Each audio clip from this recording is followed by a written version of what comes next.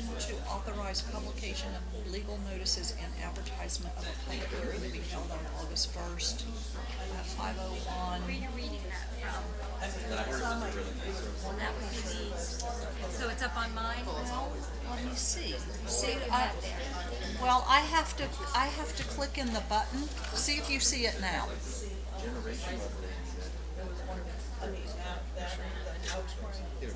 I asked Bruce to. We do almost everything at her house. This is right. These chairs. You can't see, she's looking at it, but I don't know if she can read it.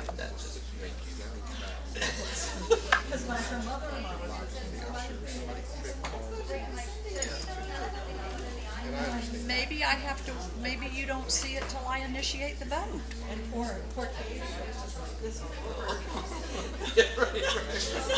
Because, and it was, I guess, one of the things is that Jody and one of the comments We're looking was, at oh, the they talk to the care pickups on a different. and Katie, Snake. it's okay, I'm not going. The main road. And I, you know, I got It's over best it. I just, The worst part about it impacts the high school, junior high school across the street. And it impacts their businesses right across the street.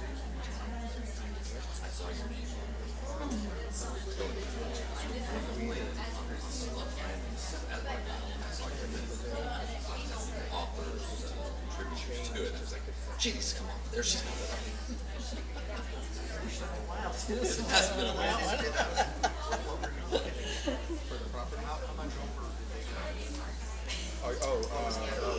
Architect and engineer and it came in at like 5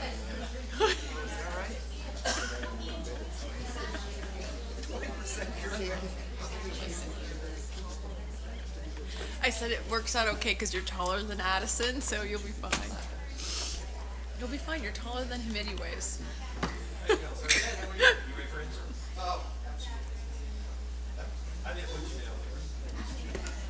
Mr. McCauley, Is Susie coming today or no? you think so? Susie No. Lover. No.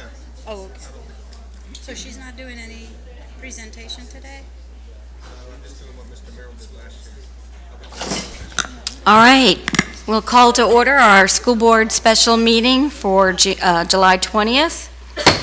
Meeting is called to order. Welcome, citizens of Clay County. I'd like to take the opportunity to thank you for taking time out of your very busy schedule to attend today's school board meeting. This meeting is our opportunity as your elected representatives to collaborate openly and make decisions that will decide the future direction of our public schools and the education of our children in Clay County. If you wish to address the board, there will be an opportunity to speak for 3 minutes. Please fill out a card, which you will find located in the back of the room, indicating the specific item number or topic you wish to speak about, and turn it in promptly. Your participation is welcomed and appreciated. Item number 1 on our agenda is to review the 2017-18 tentative budget for all funds. Ms. Legutko?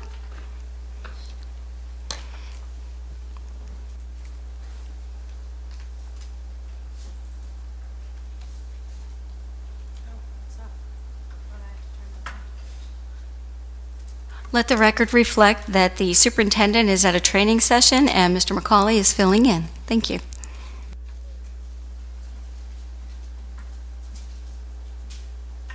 Thank you. Oh, is it on? Hello, can you hear me? He's gonna fix it for you, come on. Button. Okay. Thank you. I'd like to, the presentation that was sent yesterday, please disregard. This is the most recent presentation. As far as the budget, I wanted to start off saying that today's meeting is primarily to obtain your approval to advertise the millage rates and our tentative budget for 2017-2018. As of today, these are the numbers that we have. It is tentative, it will change between now and September. There are still some changes that need to occur, accounting adjustments that need to happen. Our debt service, the state has not released those figures yet, so it is not reflected in this budget. And those are just a few of the items that is not in this budget today, but will be in the final budget. Before you start your presentation, how would you like the board to ask questions today? As you touch on each item, or when you finish each section, or do you want us to wait until the end? We don't want to interrupt your train of thought, but we will certainly have questions. No, I think it's best as we're going through it. Okay, Yeah. very good, thank you.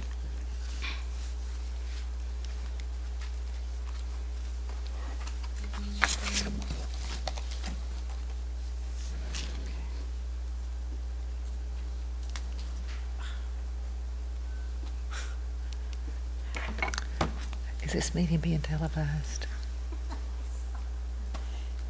I'll ask.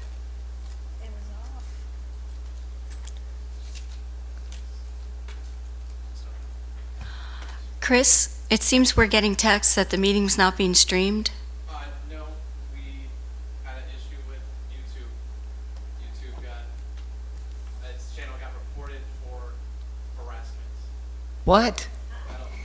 It's a public forum, So we are not going to be televising or streaming this meeting. so we're televising and recording. So it's on Comcast only, and it's not streamed on the computer. Not at the moment. Will it be? Jeremy's on the phone with YouTube right now. Tell me again what you said about YouTube. You need to come to the microphone. Thank you. YouTube our channel got reported for some reason. And they do, if you get reported by a random person, they'll ban your account, look into it, and if it was justified, it stays banned. If not, they'll unban it. So Jeremy is on the phone with YouTube right now. You mean to tell me that YouTube banned the Clay County School District? Yes, ma'am. That ought to be newsworthy. And it was reported for harassment? That's what the email said. Dear Lord. So Okay, thank you for clarifying. Let us know when it's being streamed, please. Yes, Thanks, Chris.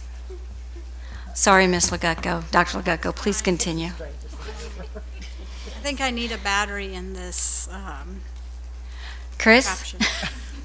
He's looking for a Oh, battery. we're starting off I mean, you just- do, No, this we is were- a continuation of our last meeting, if you remember. We had nothing but Start like technical this. problems. So, We need to Oh, okay, resolve this. It's working, it's working. Great. Again, we're going to start the presentation. Of course, the representative, our board members, and our superintendent, Addison Davis.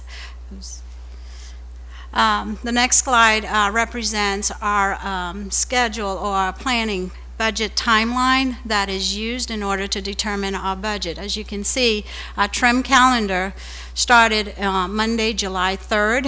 There are specific timelines within that schedule that we must meet, and therefore this is one of our first meetings, which is to obtain the approval to advertise the tentative budget and the advertisement for the capital outlay, and to set the public hearing for July 27th. No, I'm sorry, August 1st. The advertisement will be in the Clay Today on July 27th, that Thursday. And of course, the next, after that public hearing, there will be a final public hearing, which will have the final numbers of our expenditures from the prior year and our projected revenue and expenditures for the 17-18 school year on September 7th, 2017. Okay. Okay. This slide really, primarily what I'd like to share with you in this slide is to let you know that, of course, our millage rate pretty much went down. What that means is in the prior year, our total millage rate was 6.762. The required local effort was 4.514. prior year. Current year, it's 4.190. There is a reduction there. The .748 is set by legislature, of course, it's statutory, so there were no changes this year.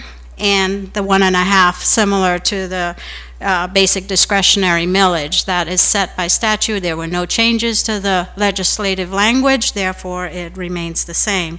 The only change was the required local effort, which really, as you can see, it went down. What that means is that the district will have a reduction in our taxes. Last year we generated approximately $47 million. This year we will generate $46.7 million. But you notice the comparison between the taxable values.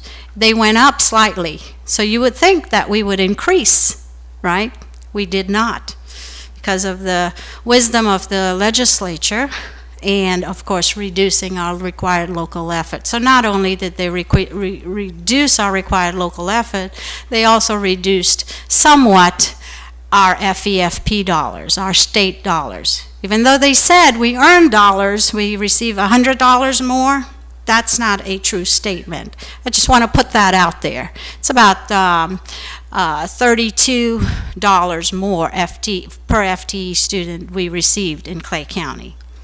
Okay?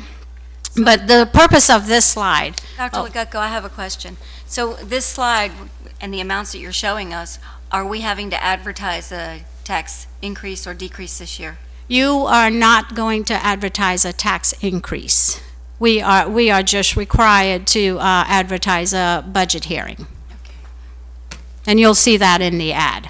But when we do our millage and our rollback and all that, what will we be advertising, an increase or a decrease? We won't be, the requirements for trim is if you have a tax increase, that's when you advertise. If you do not have a tax increase, you only advertise a public hearing. All right, thank you. Yes.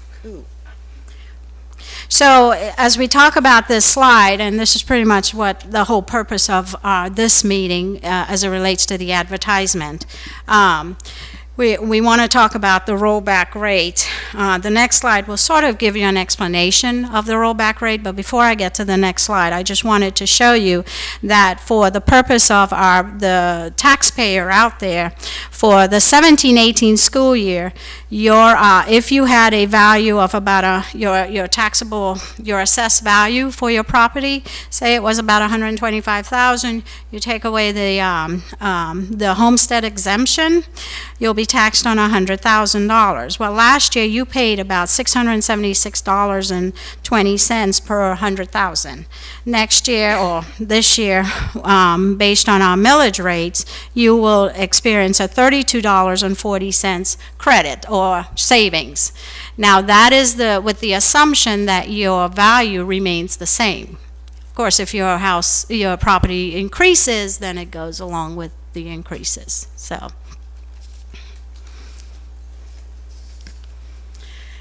This slide really sort of gives you an explanation of the rollback rate. That rollback rate is really a calculation that's used, and the primary purpose of that calculation, or the primary purpose of me speaking about it, is to alert the taxpayers, our public, that the increases, and it's primarily for increase in millage. If your millage rate increases, it's not the directive of the local tax assessor's office. It is really the requirement of the taxing agency. And the reason for the rollback is to let everyone know, if you were having a tax increase, what would that percentage be to roll back so that you can pay or experience the same taxable tax bill. For instance, and this is a simple explanation, if you paid about $650 for your tax bill, and that's what you paid last year, you've got an increase for the following year, and your tax bill is now $675. What would that percent rate be to roll back so that you can only pay the $650 in taxes? So that's the whole purpose of the rollback. In our world today, in our rates, we are experiencing a reduction in our taxes or in the tax bill. Therefore, we would not want to use the rollback rate because you'll be increasing your taxes because you would want to pay, for instance, the 670, what is it that I showed you? We would have to determine what is the rate that we would need to, I don't even think it's rollback, increase to make your taxes the $676, right? Okay, so that's basically the reason for the rollback rate, to explain that to the public. Okay. Okay, this is just a simple slide that reflects what our tentative millage rates are. Required local effort will be at 4.190, generating about $46,715,185. Basic discretionary, the 0.748 will generate about $8.3 million. Capital outlay, a 1.5 mil will generate about $16.7 million. Total $71.7 million to operate our district. And again, I just placed the total millage rate to be levied is less than the rollback rate of 0.47. And that's really a negative because we had a reduction. Okay, so, oops, sorry. Okay, this is pretty much the advertisement that will appear in the newspaper.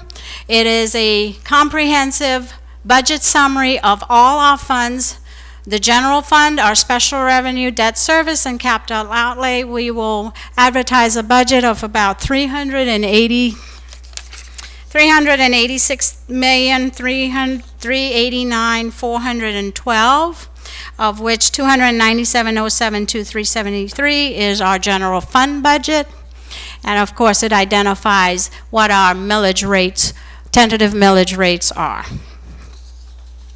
That's one of the advertisements. The other advertisement is the notice of tax for school capital outlay. This ad is required to identify the specific activities that will be spent using the $1.5 million. And as you can see, there's a listing of several, and this slide is broken up into 3 slides, I believe.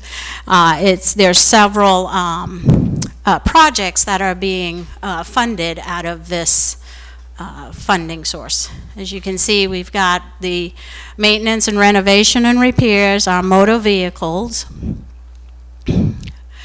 Part of these funds are used to support our ERP system, equipment, technology for the classroom, repayment of our COPS issue, debt service, which is our debt, and of course our insurance premiums for the district facilities. And of course, it's advertising that we will have a public hearing on August 1st. The next ad is, of course, an amendment to our capital outlay budget. If there were changes to the ad that was presented in the prior year, we are required by TRIM to identify those changes and place an ad in the newspaper to notify the public of those changes. And of course, the final would be the notice of our budget hearing. Had we had an increase in our millage, we would be advertising an increase to their taxes, a notice of tax increase. So, okay. So the next part of the presentation will really, do I have any questions on the advertisements? Thank you. Okay. So the next part of the presentation is really to go through the details of our budget, the comparison of prior year, and of course what we're projecting for next year. Keep in mind that we're looking at budget versus expense. So there'll be gaps between the different categories that I'm speaking of, only because budget is what we expect to spend. The expenditures that you'll look at are actually what we spent, okay? Okay, so the first slide really represents our revenues. As you can see, it's broken down with local and state revenues. What I'd like to say about this slide really is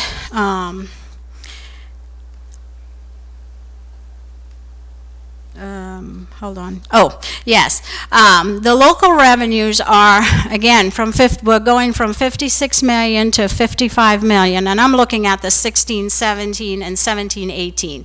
And the unaudited final are those numbers that have not been audited by the Auditor General.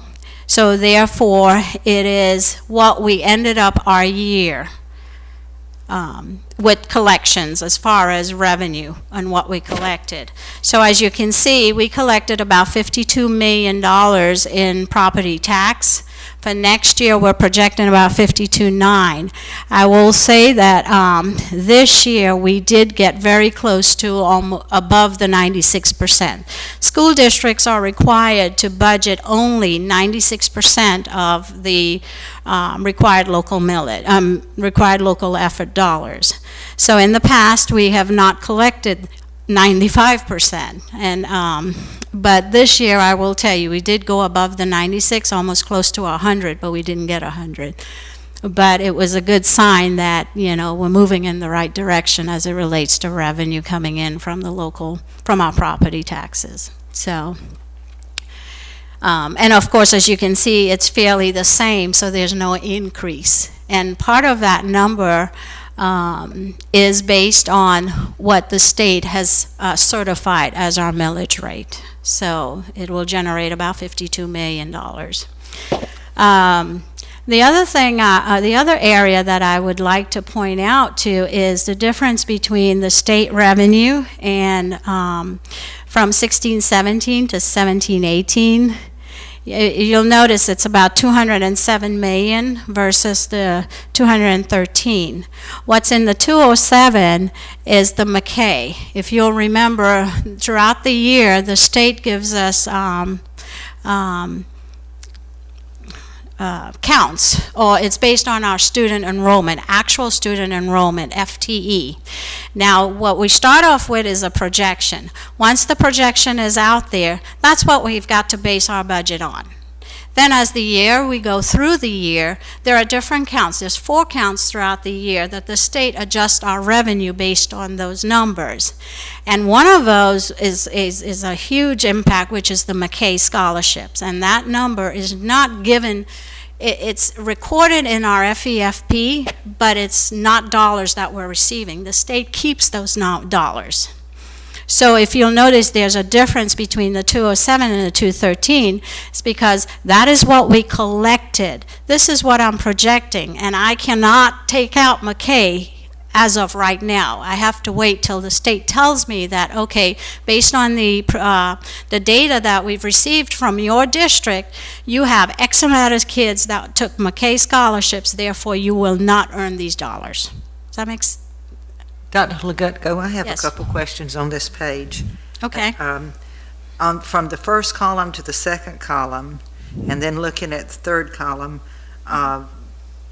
the one that says rent, and then the one that says indirect cost rate federal projects. Yes. And then down lower, there was the workforce development. Yes. I was looking at the unaudited final, and then looking at next year and last year, and on those 3 things, I just wondered what makes it so different. Okay, let's start with grants.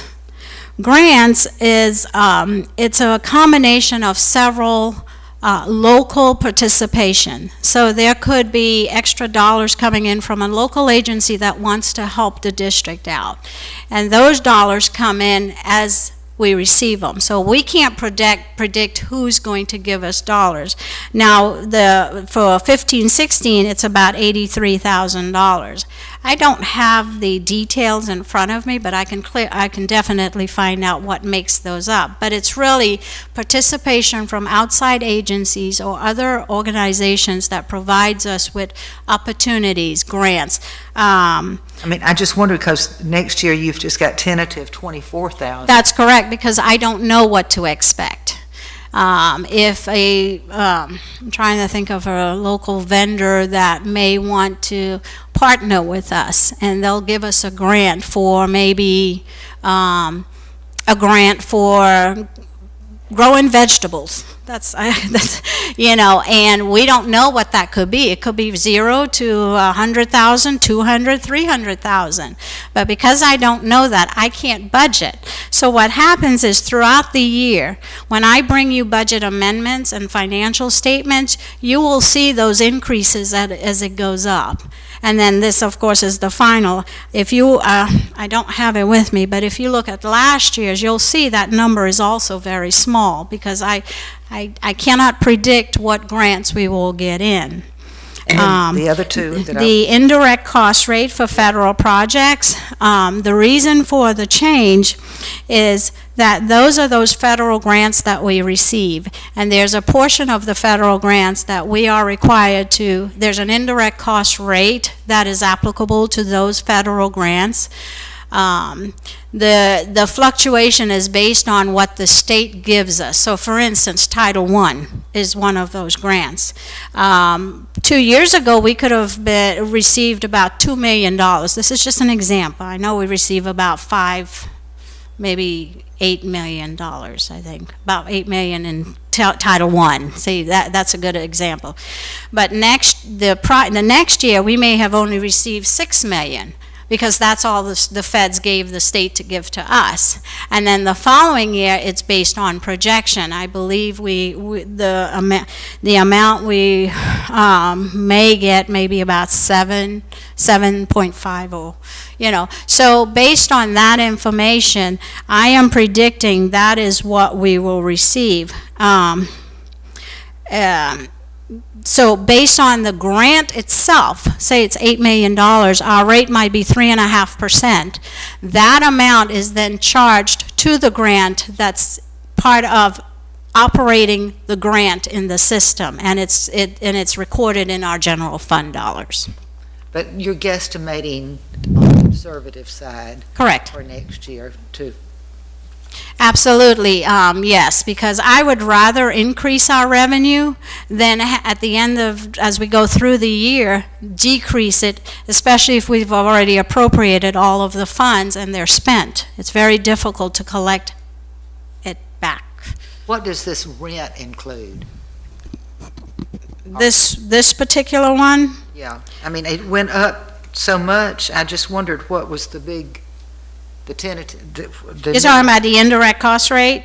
I'm talking about rent, R-E-N-T, after indirect Oh, cost rent. rate. Oh, I'm sorry. Yeah, the rent are those that, where the schools are offered to the local Y and those other, the YMCA or to, Churches. yes, and they pay a portion of that rent. And I just wondered, because it was budget at the audited actual 228, unaudited final 385, and then next year you've got 200,000. Yes, So you're that's really being conservative. conservative. Yes, I am. Because again, I'm not sure who may or may not rent our facilities. It's not a confirmed, as you can see. You can clearly see the difference between 15-16 and 16-17. It went from 228 to 385. So that was a positive for us. But if it had gone in a different direction, it would be a problem for us. So when I work with the budget, my goal is to build it as reasonable and as conservative as we can. And if there are adjustments that can be made throughout the year, obviously we will do that. It'll be to help us, yeah. Yes, yes. Okay. Could I ask a quick question? Sure. In the tentative budget for 2017-18, the total state revenue you were talking about, the fact that that includes the McKay Scholarship, approximately how much do we usually have to budget for McKay? About Even though we- $2.5 million. Okay, so of that 213, about 2.5 would be, McKay. Okay. In addition to that, I will tell you, because of the final legislative action, the district experienced about a $3.9 million increase overall. So, overall, the total, because it includes McKay, the overall impact to the BSA being going up for the increase of approximately $100, which is not true. The district experienced about $3.9 million additional revenue this year. Can you do my last question on workforce development? Yes. I was just looking at the difference on that. Right, yes, and those, again, workforce development, that was the, again, based on the revenue that is expected, that is the amount that we spoke about with both the person in charge of this program as well as the state. This is what they gave us. They told us this is the amount you will receive this year. So that's the allocated amount at this time. Now, again, it will change as we go through the FEFP calculation throughout the year. But this amount is what has been directed to us from the state, saying So the this state is your gave us- allocation at this time. So the state gave us less in that, Right. among other things. I think that's that cut in the additional CTE dollars that we were getting, that we talked about with the legislative update. It needs to just be in the record. Yeah, because it hurts. Yes, it does. Any more questions? Right? This is this is our federal revenues, and of course, there's really not a huge impact to the federal dollars. The only difference is our Medicaid. Our Medicaid, our collections were about $1 million.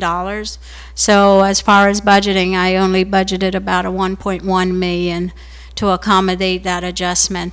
The reason 15-16 is so high was typically we will collect 4 quarters of Medicaid funding. That year we recorded 5 quarters.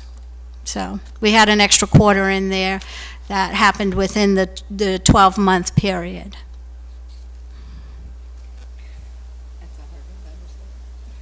You had 5 quarters. I know, you don't have 5 quarters. obviously- You have 4 quarters plus I'm not even 1 going to quarter. pretend to understand that. I realized what I just said. Just look at I'm sitting here thinking, are we supposed to look intelligent like we know what the heck you're talking about?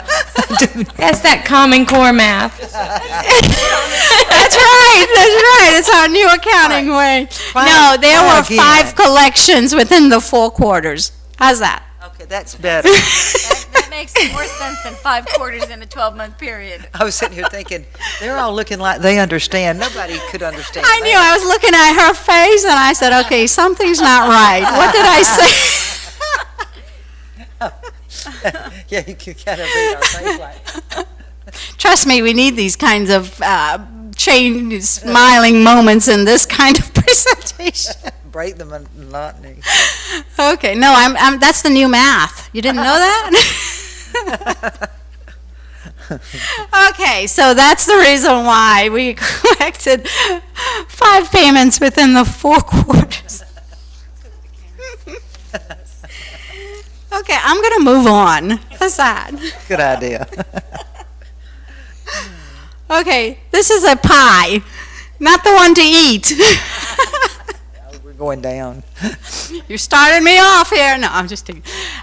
This is just the pie chart that reflects our revenue collection. The purpose of this chart is really to share with you that the state, in order to participate in the state FEFP program, to generate $213,182,968, 78% of our revenue, the district has to provide about $55 million in local dollars in order to generate the $213 million. The others, of course, are the other financing sources, which is other revenue sources coming in from the other areas like capital, transfers in, those types of things. And where the estimated revenue is about $274 million. Okay, all right. Here's the best chart ever, I think. But again, our beginning fund balance, July 1, we started the year off with about $22 million, ending this year with $22 million. Of course, part of that 22 is 11 million, and I'm looking at 16-17 school year. So we ended the year with about $22.7 million in fund balance. Part of it that's unassigned is about 11.3 million, which is about a 4.27% unassigned fund balance. Moving that up to the new year, we're projecting moving the 22,763,476. We're predicting we'll receive about 270 million in revenues. We're predicting we'll spend about 277 million, which leaves us with about 15.5 million excess. The 4.081 are transfers in that will come in from the capital projects and our inventory. It will leave us with an ending fund, I'm projecting this, that'll leave us with about a $19.6 million fund balance, of which 12.1 will be is projected to be unassigned and at a 4.5%.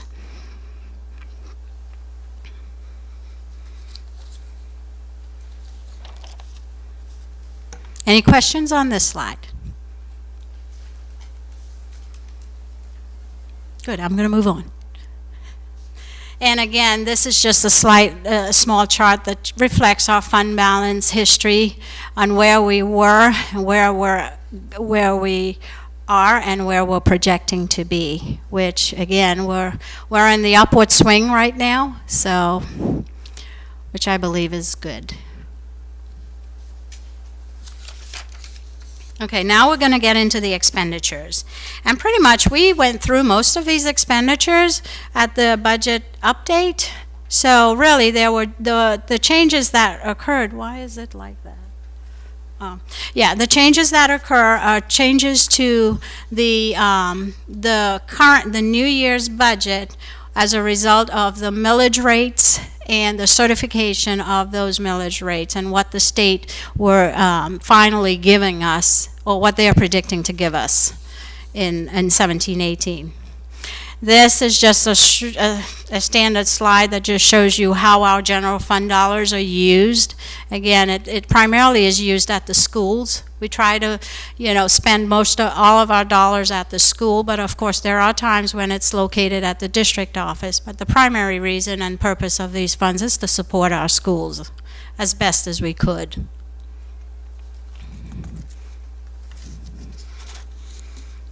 Okay, I'm going to move on. And again, the way our budget is presented is through different categories, where you've got salaries, which is in the 100 group, benefits 200, purchase services in the 300. 300 is made up of several areas, which is licenses in 360, 330 is travel, 390 is other personnel, other purchase services. Let's see, 330, 390, 360, 370 is communications. That's where all our phone bills and those types of things are paid. So those are the different categories of expenditures within the different divisions, because there's the function codes that identify where the money is being spent. Oops. This chart really gives you a broader picture based on the function. The functions are the divisions, the different divisions that are in the entire budget. So as you can see, there's instruction, which is all of our teachers, all of the expenditures as it relates to instruction. 6,400, which is your instructional staff training. That's primarily where all of our expenditures for training is charged, but you have a multitude of object codes, 100, 200, 300, travel is 300, licenses, which is 360, all of those are in this whole numbers, all these numbers. So everything, but it's just by the function groups. The next slide is really a summarized version of the object codes. Mrs. Studdard has a question, Oh, but I'm then I sorry. do too. Go ahead. On the last page. Okay, we ask this, I think, every year. Probably the same question. And I want you to explain, because someone's going to see it and say, what in the world is that? Would you please explain under Board of Education why there's an extra $2 million sitting there? That amount is the terminal pay. And what I'll do is, as we get into the actual object codes, it will identify that $2 million. But you can see using,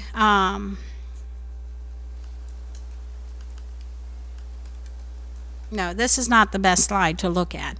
But as we go through the slide, I will explain it, and you'll clearly see what I'm explaining to you on that Because I slide. know before you have said there's really nowhere else to put it. Right. But it makes us, Right, and I understand that. What I did do this year, but I did create a district-wide cost center to identify those costs that's not related to the board. A lot of times, all our contracts, everything that's not attributed to just a division is placed under the board cost center. So it does inflate the board's cost center's budget.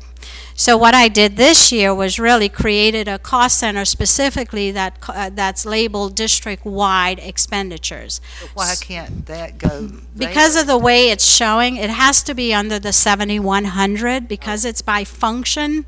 That the- cost center thing that you put is not under 7,100? No, the cost center, it has all the different functions in there. So not only does it have the 9,000 cost center, which is the board's cost center, I have a 9,001 that I can quickly identify, well, this is not the board's expense, this is terminal pay. So that's the best I can do given the directive that I have using Red Book, or, the state board accounting rules that we are supposed to abide by. Do all school districts do that? Typically, yes. Typically, yes. They, it just depends. It just depends on where it's preferable to have it as a holding. I guess I could, if matters, I could add it to another, but it won't be identifiable as easily because it will get mixed up in all of the other expenses that there's a lot of traffic that goes on. And because of our system, it's difficult to pull that information out. So at the time being, the best I could do is actually put it in a different cost center to identify it. But what I'm planning on doing is creating object codes and cost centers and possibly project numbers and really try to see. I was told I could not take it out of 7,100 though. That's why the whole purpose all of us. But you can see though, as a budget, when we go into the 700, you will see the difference where at the beginning of the year, I started off with a $2-point-something million budget. But when you look at your expense, you'll see it's only about $300,000. Because what happens is throughout the year, there's accounting, there's journal entries that are done, or steps that are taken to move the expense once we know what it is, to actually move what it is to the appropriate line item that's being charged. So for instance, if a principal leaves the school district and there's some terminal pay that's attributed to that expense, I will take that value and make an adjustment and move it from where the money is sitting and move it up to cover the deficit that's appearing in that line item. So that's the way we've always done it. I shouldn't say it that way, I'm sorry. That's the way we have accounted for terminal pay. Now, I'm sure there could be other areas that I could look at to move, to look at, see how I can adjust the records to reflect. But again, everything that I do, I really reach out to my colleagues at DOE to make sure that what we're doing is the appropriate way And to as account. long as we know that and someone from the public doesn't think we've just got a couple million that we're playing with, fancy trips. Dr. Legucco, what is the increase, the $13 million increase in instruction? Okay. Last year it says it was 175 and you're projecting Right, and it's 188. 188. And if you, again, this is expenditures. Right. Versus, Is the salaries included in instruction? everything. Okay. Everything. You've got salaries, benefits, travel, contracts, everything that's attributed to the 5,000. So there's a lot of things that could be. It's, I think our salaries might be up about $1 million or $2 million. Of course, there was a change in leadership. There's a change we had a whole new reorganization. So as a result of that, that could be attributed to the increase. I think we had more teachers. I think we had more teachers because we had more students. Correct. Not only that, of course, we're adding new curriculum. Remember, so that's part of it, and it's placed probably in some of it is in 5,000 versus the 6,200, where some of our instructional materials might be. So it just depends where it is budgeted at that point. I think I need to interject here. Did I just hear you say that part of this 13 million was the new team that just came in? Because No. No. there she said- were some that were eliminated for the new. Right, no, but the bottom line number could be impacted up or down. It's not the exact figure, but like I said, everything is in that line item. Anything that could have happened from last year to this year. So, for instance, we spent $175 million in that line item. We could have budgeted $185 million. But this is the expense versus what we would have budgeted at the beginning of the year, and then I have moved dollars to accommodate the appropriate cost of whatever it was, whatever that activity was. So this screen here really just gives you a broader picture of the overall expense that happened that year and what I'm predicting for budget as a tentative budget. I personally would really like to see, and I know you don't have it right now, I'm not expecting it in this presentation, but as we get more firmed up numbers, Yeah. I would like to see a breakdown of what we spent and what you're projecting to spend more on in the coming year. Yeah. So let me make sure I'm clear. What you would like to see is what makes up the 175. Correct. If you can highlight for us the increases between the 175 and the 188, because it sounds like it's a plethora of things, Yes. but maybe there are some that contribute a little bit more than others, so we can see where that extra money is going and Right. coming from. Well, And that includes benefits, right? yes. And I'm going to assume part of that is Healthcare, sure. healthcare for this year. Yeah. Because Right. that was, Well, Right. The benefits portion is really, it did increase by approximately $1 million as a result of the retirement rate. right. That is the purpose, the primary increase in the benefits at this point, is the retirement rate that increased from, Before you move on, Ms. Bola, did you have another I have question? just two areas that I'm not certain what they are or why they're as different as they are. Fiscal services, it's about halfway down, 7,500. right, that's me. And that's, okay, and that's, here again, is that one of those budgets that you What you happened- had a little bit at the beginning and you know that you're going to be moving that No, money? what or- happened with fiscal services, and I can speak to that one, because that's my division. Okay. Fiscal services, in the past, a lot of our contracts were, again, loaded in the budget, in the board's budget. So this year, what I did, in order to eliminate or reduce that impact of a large budget sitting in the board's budget, is to move those down to fiscal services, because I knew those contracts were really related to my work. Those contracts such as the audit, the district-wide audit that is subject to, so that was a 7,500 function. It's not really a board's function. Got it. So our insurance premium, the company that we use is for insurance to process our insurance payments and things like that. That was a contract that was sitting in the board's budget, that it might have been under a different cost center, but it was under that function. So I needed to identify what is the correct function and where it really belongs. Perfect. So that's why there's that increase. And of course, I added about I took on three more positions in my division, so salaries are in there too. So there's an increase to that as In the well. fiscal services, there's salaries. Yes, yes. Everything here has salaries, it has benefits, it has travel, it has contracts, it has communication, everything. This is just a catch-all by function, by the divisions. I'm with you, okay. Yeah. And then follow up to that, is that why then the administrative technology services reflects the opposite?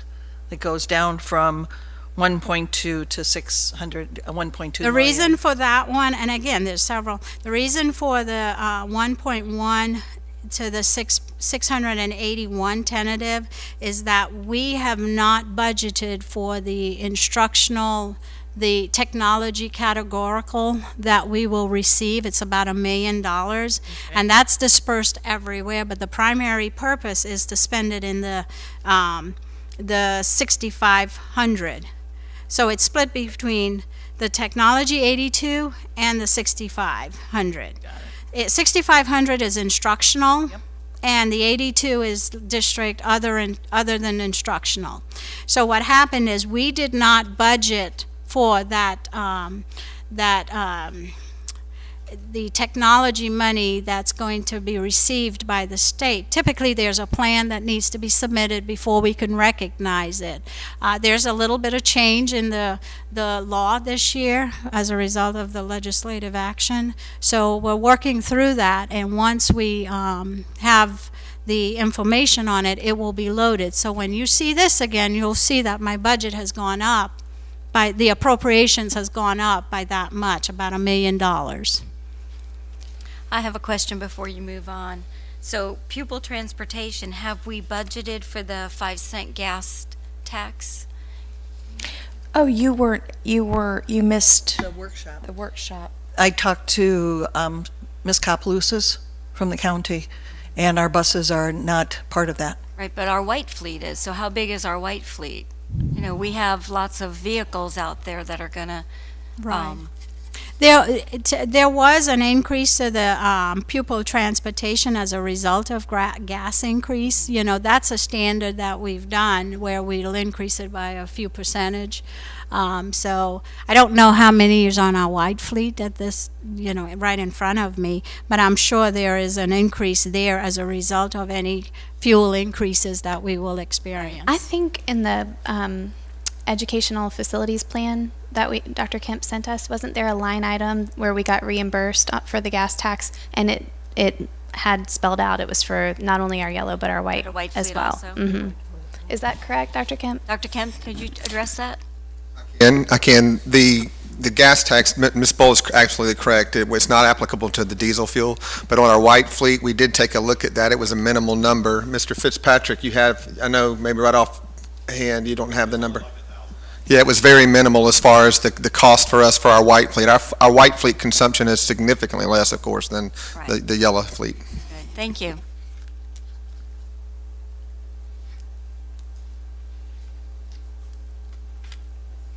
Okay, are we ready to move on? Okay.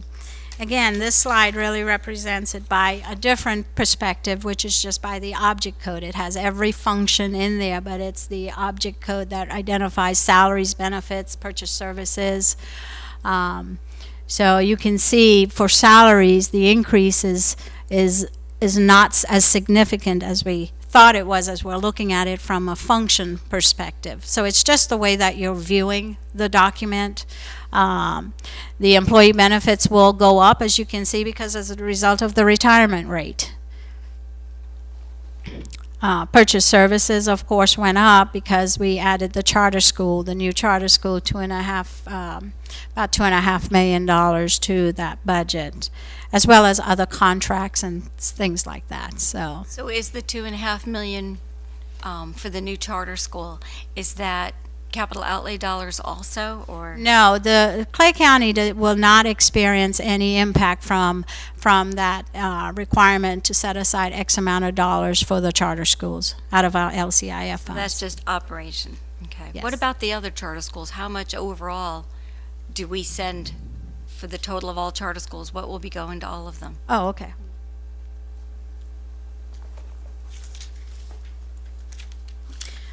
Total for our charter schools, we'll be sending about $8.3 million this year, as opposed to last year, we gave them about 5.8. The increase is as a result of St. John's Classical, which will be about $2.5 million. Okay. And what was the total for the, I guess, 4 of them?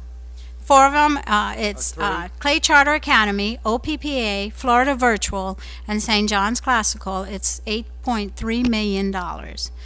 It's equivalent, generating about 1,137 FTEs. And again, this is projected. Okay, and then the new classical will be what? 2.5. And that includes the students who are part-time virtual, correct? Because I understand from the very complicated FEFP calculation that even if a child is in our schools for the full school day, if they take a virtual class in addition, we have to compensate Florida Virtual for that as well. That's right. That's right. So the way the calculation works is that you have to have X amount of minutes. That's all you will receive. So if you have a 6-period day and a student is taking 5 periods in the regular traditional class and 1 period in a virtual, we only receive 5/6 of that revenue of that BSA, and the virtual receive the other 1/6. But even if they take 6 periods and they take the 1, we still have to get We them pay money. for it, but we don't receive the revenue. Right, but we still have to, they still get a portion of the money.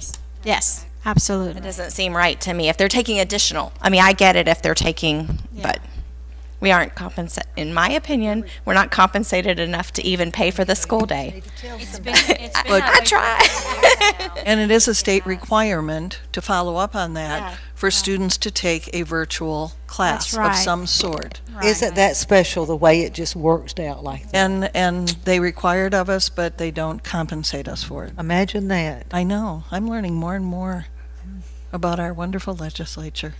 That's the wonderful world of recalibration. Yeah. And that happens in the 3rd and the 4th calculation. Is that going to be another workshop, the wonderful world of recalibration? Or?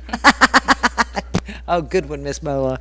Were there any other questions for Dr.? I'll set aside a travel budget so you guys can go to DOE and sit in a workshop Yeah. on Well, we've got recalibration 2 and million to do FTE projections. We're still trying to figure out the rollback. That is the most convoluted. How about the thing I've 5 ever- quarters? I know. That's a new one for us. All right, let's move along. Okay, all right, yes. Okay, this is just a pie chart. As you can see, the purpose of this chart is really to identify the salaries and benefits that makes up the largest portion of our budget, which is now trending at 79% of our budget. It's going down. It's not 80. And you said we're 78? Yes. Okay. Yeah, we're getting there. It's funny, I've been now, this is my 3rd budget year, and that number drops every year, Dr. Legatko. I When know. I started, it was like 82 or, I know. Yeah.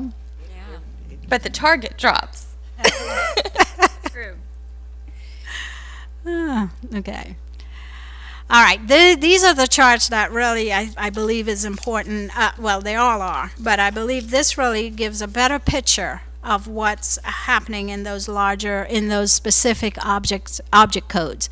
So you asked the question about the salaries. This slide only reflects salaries and benefits.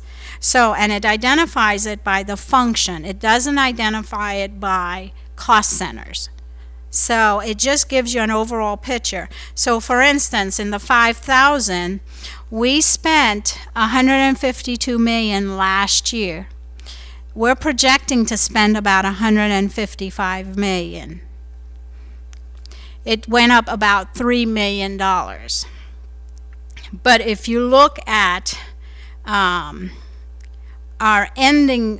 last year's budget, the difference between our last year's budget, what we started, and it's not on this slide, and I think as we progress into the next upcoming meetings, I may add more data to this. But the budget itself, compared to what we started off with, to what we're projecting in that overall, it's really about a $1.2 million difference from what we started off with last year, similar to now at this point in time. And it's in the scheme of the overall total budget, 1.2 is reasonable as it relates to what the staff allocation plan, the different changes to the different divisions, so that really is what I wanted to point out in these slides, is that you're looking at expenditures and you're looking at budget, and it's not apples to apples. So this would speak to some of the increase that we saw then Right. on that prior chart. Okay. And that makes up, if we're going from 152 to 155, so that makes up about 3 million of the 13 million. Right. Okay. Yes. And in the instruction increase, that $13 million increase, was that the new charter school as well? Was that reflected in that? Yes, in the 5,000 Yeah. function, yes. Okay. Yes. So that would be a big chunk of it too. Right. So if we could just get a breakdown to see what that Yes, 13 and I think we can do that. Okay. I'll have that ready for our next meeting.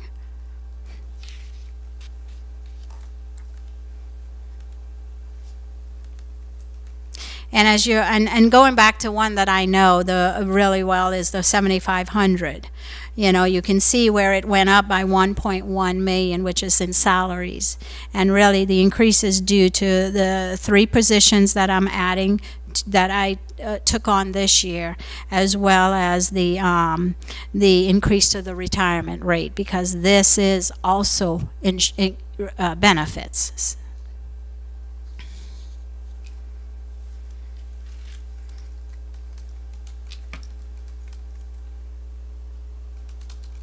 Also included in all of these functions is terminal pay.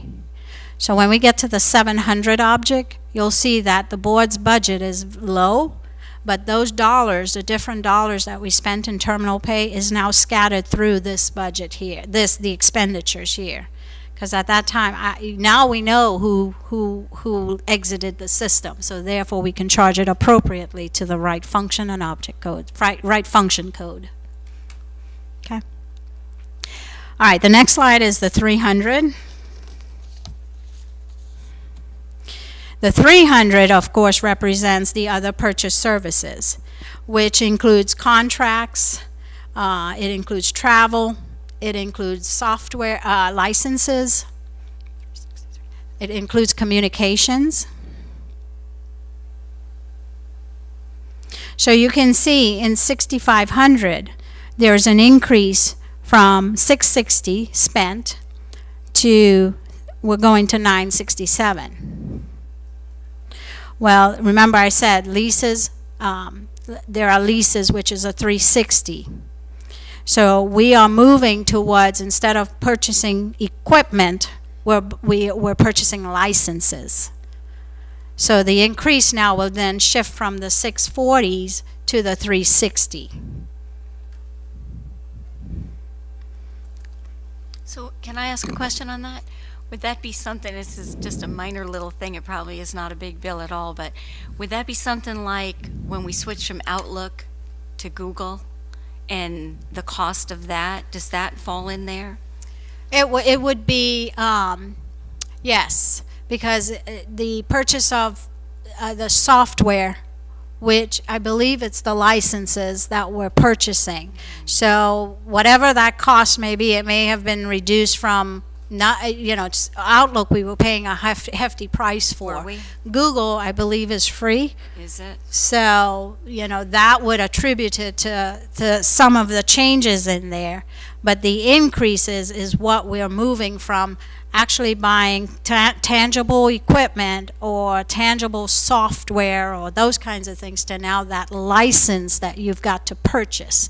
And it's recognized under another object code, which is 360, which is Red Book accounting, basically. It's what we're required to account for.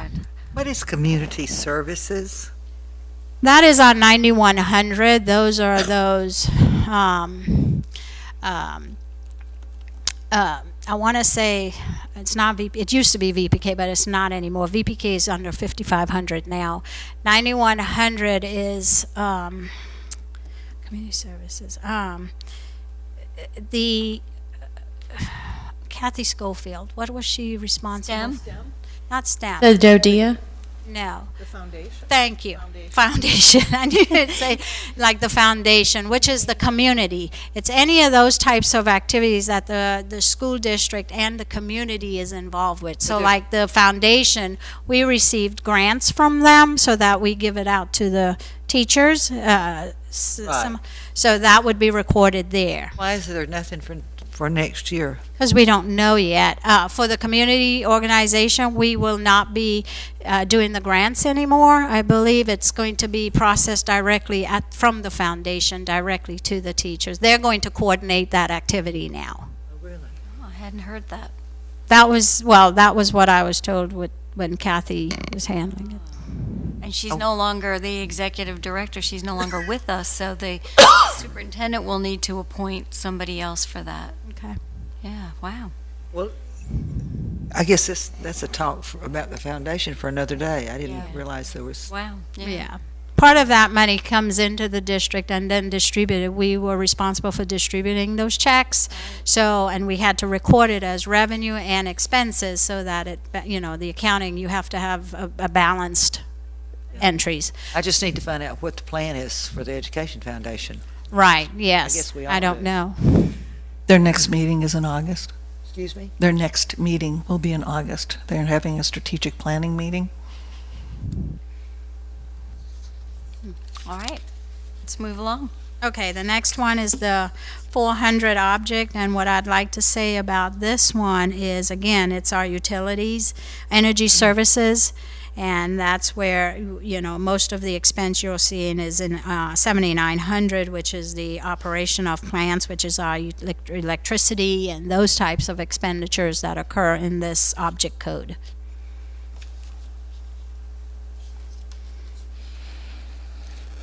And you budget more to be conservative? Is that because it, Well, typically budgeting practice, if, as a result of inflation and those types of things, we do budget some more to accommodate the electricity expense if it increases or decreases, increases primarily for this one. And I believe the gas and gas is also in here, I believe, and those are the. yeah, I was just things. curious because it went from 8.2 to tentative expenditures of 7.9, and we're budgeting 9 million. And I didn't know if that was where you were talking about with Mrs. Studdard before, that you're being conservative. Right. Okay. Yes. Oh, yeah. Well, and remember, we went from 8.2, we spent 7.9, but if we go back, and I don't have it with me, if we look at what we actually started with last year with a budget, it probably would be close to the maybe the 8.2. It might have been 8.5, 8.6. And as a result, remember, as I said, as we go through the year, every month, I will bring you budget amendments, budget transfers, update to the financials to reflect what our budget was, what it is now, and you can see the movement of dollars from one category to another, and that explains why there's that gap from what you're seeing we're budgeting versus what we actually have, what we actually spent. So, okay. The next one is the 500 object code. Again, this will identify all of those 510, 520, 530. Those are the main ones, really, supplies and those types of things. I will tell you the instruction. As you can see, there's a huge increase there. I will tell you what that is. That is really a placeholder. There are dollars that are placed in there at the beginning of the year. It's the same concept as the terminal pay. What's in there is AP, ACE, IB, Industry Cert, lottery dollars. Some of those are those areas that once the state identifies the true allocation that we will receive, there are components of the allocation that we must abide by, which is, of course, to provide support in paying for the testing of those for those programs, as well as paying for bonuses, and that falls under salaries and benefits. At this point, I don't know what that is. I do know what I could preliminary receive, but I don't know where it's going to, the amount is. So basically what I've got to do is actually put it as a placeholder in this area under the 500, so I'm not inflating salaries and benefits. And then once the expense occurs, or I'm aware of what it should be, then movement of dollars is then placed in the appropriate areas and paid. I think what you have here has answered my questions about the increase in instruction, so I don't require anything Well, you further. know, if you have any others, of course, call me and I'll be happy to explain anything for you. And we're budgeting this differently than we have in years past, correct? The ACE and Yes. IB and all that. Before Right. it was part of just the general fund, and now it's being set aside. Right. Well, it is part of the general fund, but going back several years, it was not budgeted. Right. Right. Now I'm budgeting it. This is Because much to easier to expect- follow this Yeah. format. It is. You know, Yes. That the was first good. page, when we looked at it, we're like, 13 million? And now we're like, okay, we're down to like one. Right. Yeah, so it's, it's just the way it appears. What does this board 71, That's your supplies. What supplies? what's it, 7910? $7,910. But it was 754? $754. And It could be the agenda, The maybe the software. agenda plus. We'd have to pay for this software. Software. Well, no, that would be under the 300. I'm sorry. It's supplies. It's probably, I can go back and identify specific. I was thinking, what could that possibly be? I know what it is because we have Mr. Daggett. Oh, that's right. And so his subscriptions would be under our cost center this year. That's coming right. year. It's the supplies to support. That's right. The Mr. attorney's Daggett. budget is under the board's budget. Whatever That's that law thing. Thank What is you. that thing called? right. Yes. Westlaw. I'm sorry. We'd rather you know. You're worth it, Mr. This is Daggett. just a huge amount, and I thought, what in the Don't world? apologize, it's necessary. Okay. Betsy, that is wonderful. You remember that? That's lost, yeah. All these numbers. It's like, wow. It's amazing. Yes, that's what it is, the attorney's budget. It's all his fault. Okay, Yeah. got you. All right. Okay, I'm going to move on. The 600 again. I can explain this one as well. The capital outlay, this is all of our equipment. And again, remember, if you look at 6,500, that's the major change in this budget. You can see there's only 30,000 there. That's because we have not budgeted the digital learning, which is over $1 million. So once, as we go through the budget throughout the year, you'll see that number go up, increase. Okay. Moving on, the 700. Okay, this is the one I wanted you to get back to so I can clarify on the board's budget. If you look at the 7100 function, you'll notice that there's budgeted over $2 million sitting in that budget.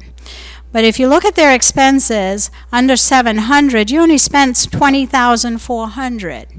Big difference. The reason for that is, again, that is a placeholder for the terminal pay. And then as we go through the school year, those numbers will start to decrease and salaries and benefits will start to increase.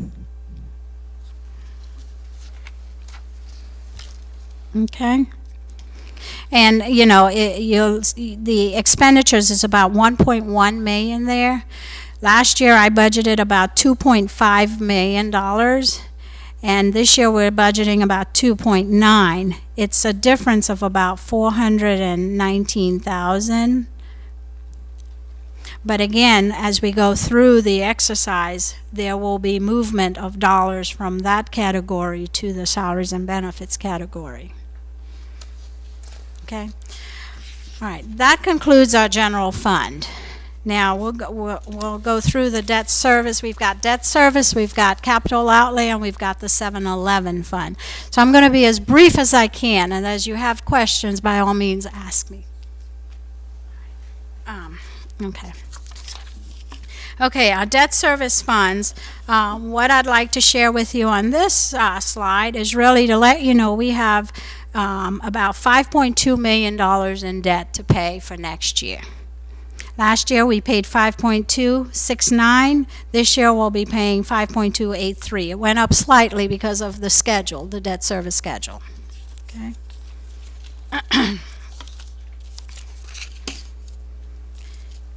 This sheet represents the summarized version of changes in our fund balance. So basically, as you can see, we paid our debt. Our debt was about $4.6 million.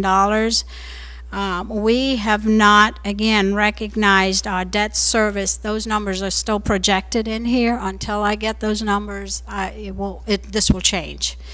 So again, we're expecting to pay $5.7 million in expenses, and we're expecting to have about a little fund balance of about $617. Part of that fund balance is not related to our COPS, it's related to our SBA debt that we do have. It's a book entry, but it's dollars that we still have to record. The next slide really identifies the different debt that we do have.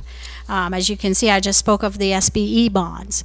Those are the bonds that are sold and purchased on behalf of the school district through the state of Florida. So they handle those bonds for us.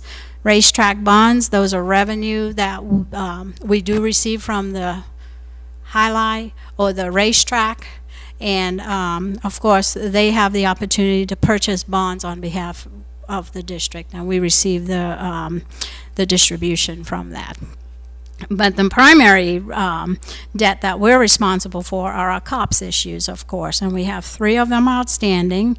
Our current balance in the COPS is about 60 total. Original remaining is about $47 million. Sorry, 47, not billion, $1 million. This year we'll be paying 3.8 in principal, 1.8 in interest payment, total of 5.6. Now you know last board meeting we did talk about going out for debt for refinancing. That's going to be brought to you at the next meeting. But as of right now, my budget must reflect what we currently have. This is just a summarized version of our overall debt that we do have. Again, it's $58 million total. Mrs. Stoddard, it's going down. Hey, it's a lot better than 100 million. You know. Every year she asks me, is that number going down? As long as we're going in the right direction. Okay, our next slide reflects our capital outlay.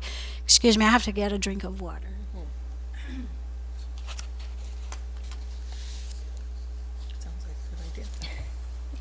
And I'm going to go through this as well very quickly. These are the three,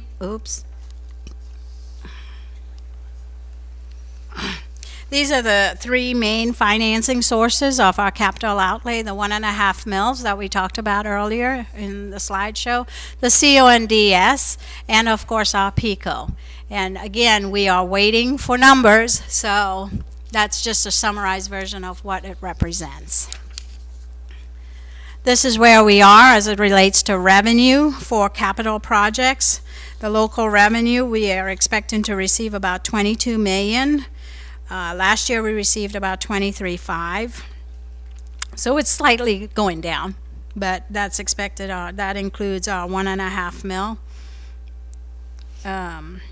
in here, but that's part of the state revenue. I'm sorry. Our property taxes, tax redemption went up slightly, and of course our impact fees is about $5 million. That is a conservative number. It typically might, as you can see, we collected 6.1. We might, again, the trend is about 5.5 million, so I may be changing this number here. State revenues will receive about 1.8 million, and the reason for the reduction is, of course, the Academies of Clay that we received last year. We won't receive it this year.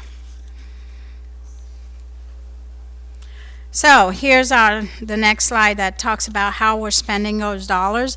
This slide will match with, of course, our capital outlay ad, which it identifies how we're spending those dollars. So Excuse me, Dr. Legaco, can we go back? Mrs. Studdard had a question for you. Oh, yes, I'm sorry. Let's make sure we're on the right. Yeah, that's it. The one that says charter school capital outlay, Yes. what's that 145,743? The charter school is eligible to receive some capital outlay dollars, comes directly from the state, flows through the school district, and is distributed to the charter. It is not part of our dollars, but because we are the agency that represents the charter, all dollars coming from the state must be collected through and paid out to the school. So we're just a pass-through. Yes, we are. Which school did that go to? I want to say that one is the Charter School USA, but I will verify that. And you don't expect any this year? There's no number there? No. I have not been told that they will be receiving any additional dollars. And yeah, I have not been told that they will. I would imagine they would be eligible for the initial percentage. What none of our charter schools are yet eligible for is the additional. Right. So that would just be the new charter school. But no. No, they aren't. They wouldn't be eligible. That others. There's two buckets. Right. So this is the old bucket that they've always been eligible for. It's the new bucket that, as of right now, we don't have anyone eligible. Because there's that. If you go back and look at the qualifications, that one's pretty hard to qualify for. Right. Thankfully, they're getting enough as it is. Thank you. Okay. Again, this is where we are expected to spend our dollars in the capital outlay funds, and it will reflect in the ad that's being advertised. And this is the summarized version of where we are expected to be at the end of, projected to be at the end of the school year. Our beginning fund balance will be about 27, revenue received 24. Our total funds are about 51. We're going to spend about 42 million. Based on that information, we'll end up at about 439,000 in our capital budget. Is that because we're building the school? Yes.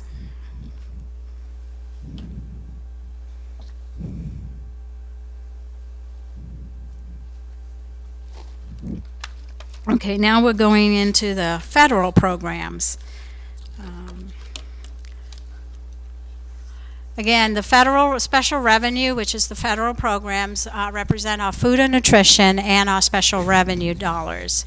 Bless you. The first part of it represents our food service program. Our food service program has been operating in the black. They've been self-sustaining. Of course, their revenue is about 5.1 million expected. State will be about 132. Overall, they're expected to have collect about 16.2 million in revenue. They're expected to expense out about 16.3. Those are the different areas that their expense will occur. Primarily, it's in salaries and benefits, of course, and purchase of food items. So those are the two main categories in our food. And the summary, the changes in fund balance, based on their revenue, their expenditures, and what they're rolling from the prior year in fund balance, they will end their fund balance about the same, slightly lower than what they did last year, but $3.7 million. The National School Lunch Program requires that they have at least a 2.5% to 3% of their expenses in fund balance. So they are trending with the right amount in their fund balance at this point. Okay. The students would say spend a little more of that money and buy better food. Just passing along what I'm told. Well, with the increase in the lunch prices, and there's probably an increase in the cost of the food too, I guess, and Right. everything that they had to go up after several years. Right. So, Yeah. Well, and you can see in the revenue, we did increase it slightly, so, so, and I'm sure Susie would have adjusted to accommodate the food prices, so. All right, the next program is actually the federal programs, and this is, it represents the programs that we will, again, have dollars coming in from the federal through state. The major programs are Title II, Title I, CTE, DODEA. DODEA went down slightly because, again, those grants are slowly going away, so. The 21st Century and the adult, we do not have anything yet as of today. So once we receive those numbers, it will be updated with this chart. This program, you're not allowed to carry any fund balance. What happens is you receive an allocation, or you receive a notice of allocation, you expend the dollars, then you draw the funds down. That's when you receive it. You cannot draw funds down prior to expending your dollars. So this just shows you a snapshot of how they're expected to spend the dollars. Of course, it's in salaries and benefits as well, and they're impacted by the retirement rate as well. So.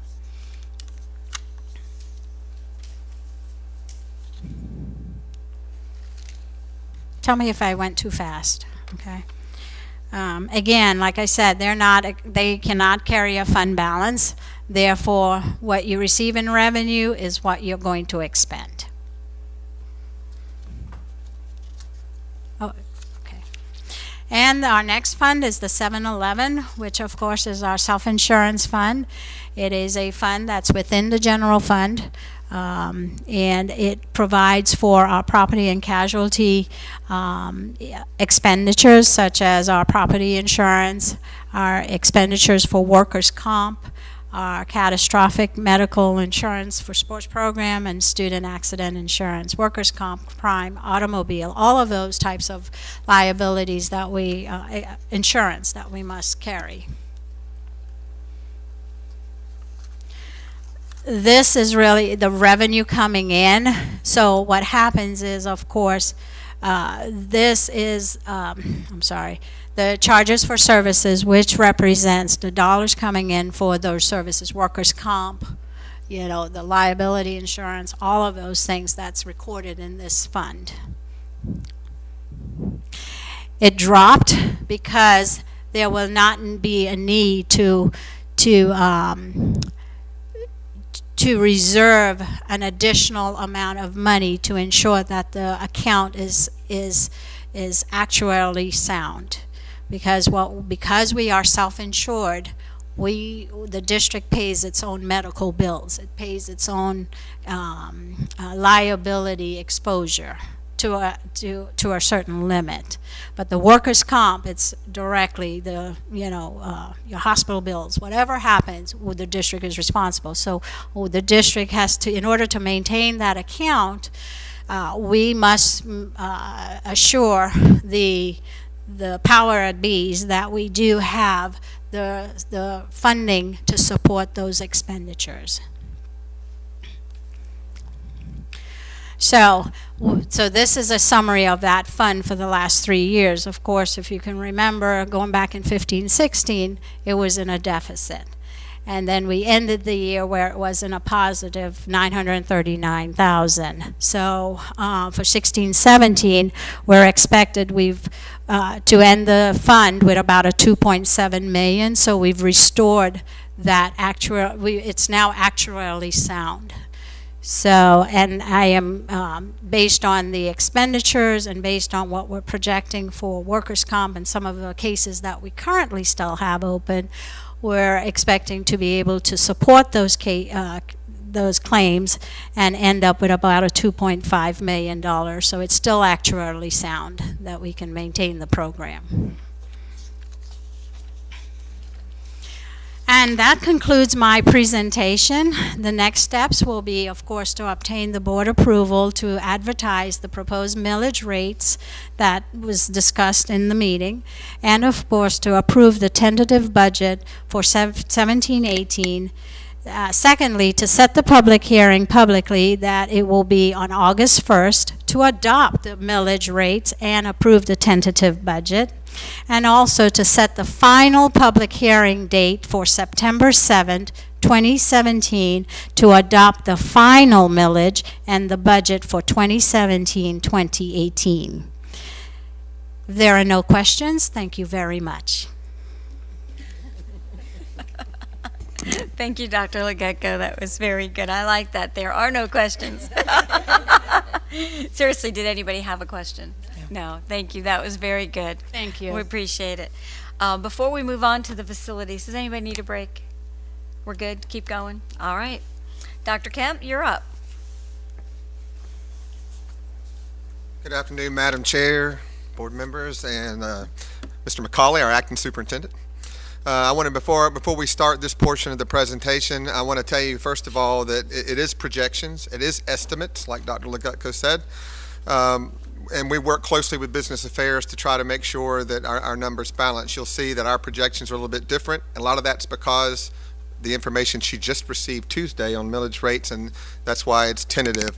But I also want to let you know that our educational facilities plan is a requirement that comes in front of the board every year, and it's a 5-year plan, but we're pretty much looking at it year by year, and it's amended multiple times sometimes during the year. As you recall, we amended it last year. We made changes or Mr. Merrill brought it to you to make changes for as we amended the EFP for elementary Y to build a new school. So from time to time, it is approved annually, but we do amend it as we need to. So it really is a working document, and it's actually due to the state October 1st. So though our numbers may be a little, projections might be just a little bit different than what you've seen, it's basically because of conservative estimates that we put in place, and we'll work with Business Affairs to, by the time we get to the September 7th deadline, that our numbers will absolutely match. So Dr. Kemp, did you bring a hard copy for the board for the of your PowerPoint? Do you have a hard copy for us? it should have been loaded. Well, it is loaded. I'm asking if Yes. you have a hard copy for us to Usually take notes on. We need a hard copy. Okay, I'm sorry, I did not bring the hard copy for the board. It was loaded into the documentation, but I can work on that for you. Okay. For the future, we would prefer a hard copy. Okay, in addition to absolutely. that. Thank you. Okay, so we will go on forward with the tentative copy here. So what we're going to do first, I will talk briefly. I have Mr. Fossa, our coordinator of planning and intergovernmental relations, come forward, and we will talk most about growth at first. I'll come back and talk about transportation as far as it relates to EFP, and then we'll talk about capital revenue and expenditures and some of the challenges and opportunities we face in the upcoming year. So with that said, I'll have Mr. Fossa come up. We like to take notes. Good afternoon. I'm going to be briefing enrollment forecast and several slides on the EFP. So if you want to take some notes, like go to page 2 or whatever, you can make them right on there as well if you'd like to. But I would like to give you a brief update as far as growth goes. Clay County is expected to grow by close to 4,500 people by the year 2023. That works out to be around 1,600 homes and about 800 students. So that is sort of where we're headed to.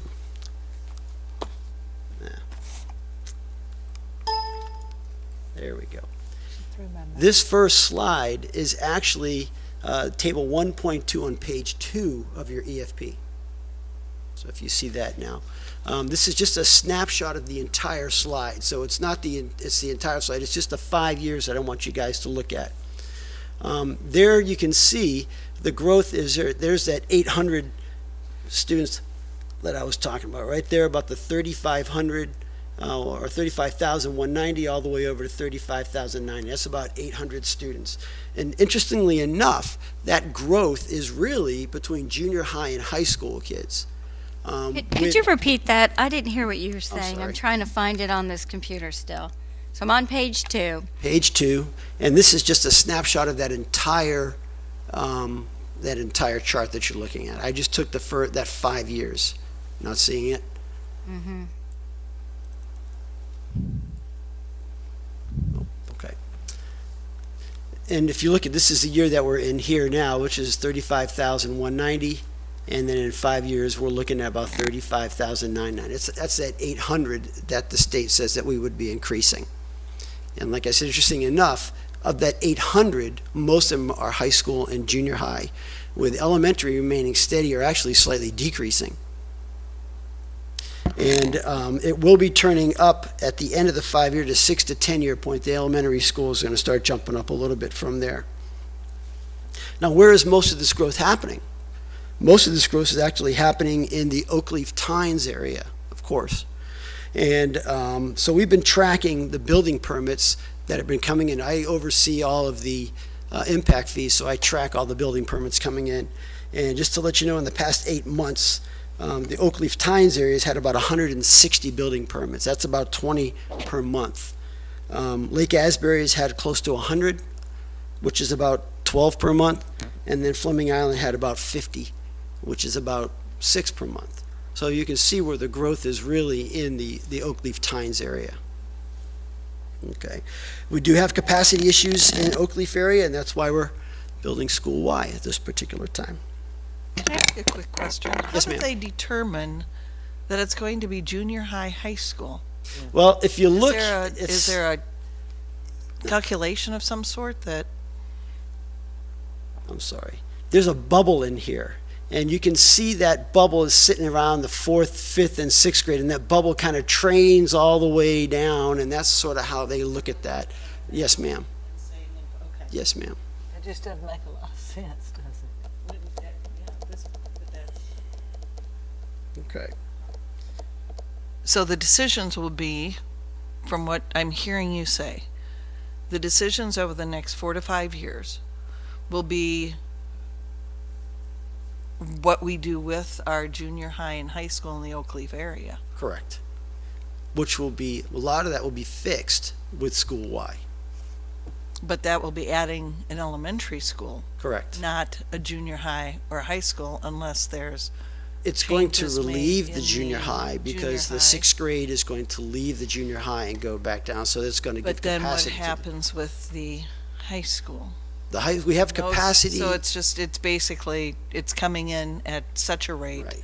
that we'll be able to handle that. And high school is a little difficult to nail down because of all the academies, and there's a lot of movement back and forth. There's a lot of capacity at Clay.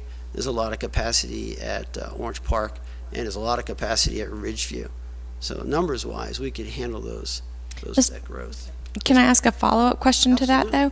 And maybe I'm jumping ahead of you, but scrolling down, when you give us the acreages, which I've never seen before, and maybe it's been in the plan before and I just didn't read it as closely, but elementary Y is 63 acres.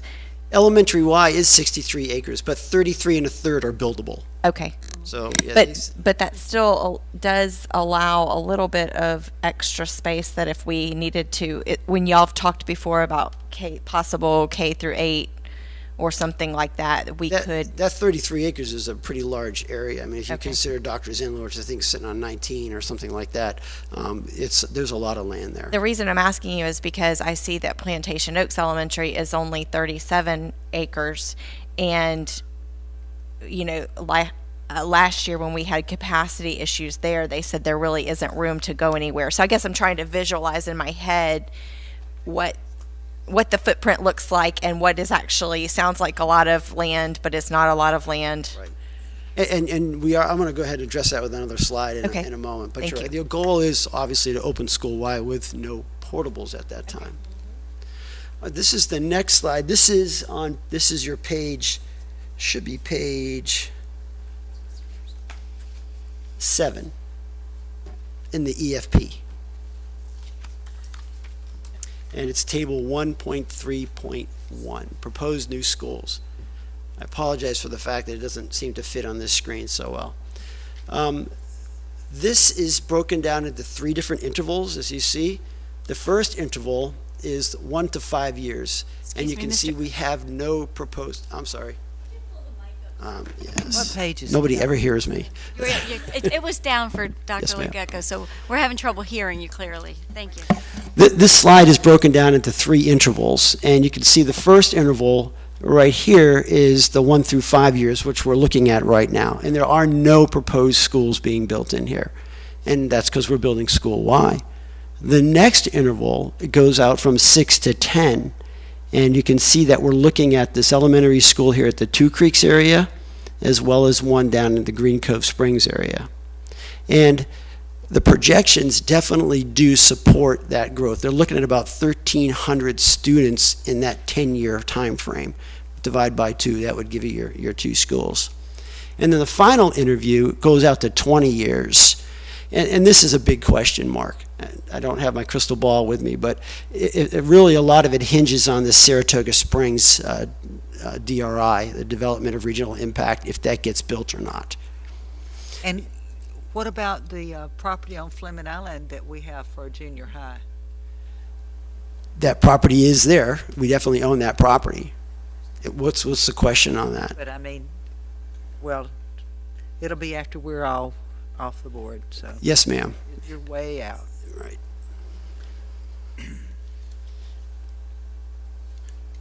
And this is an actual graphical representation of the new schools or the schools proposed. And you can see up here, this is the one that we're looking in the Two Creeks area. That's elementary A, a little bit to the west of Challenger and Discovery. And then down below here, this is where that DRI we're looking at here with elementary or junior high QQ and elementary B and R may go. And Ms. Study, you're right, but if we're looking at that other piece of property on Fleming Island, it's right about there.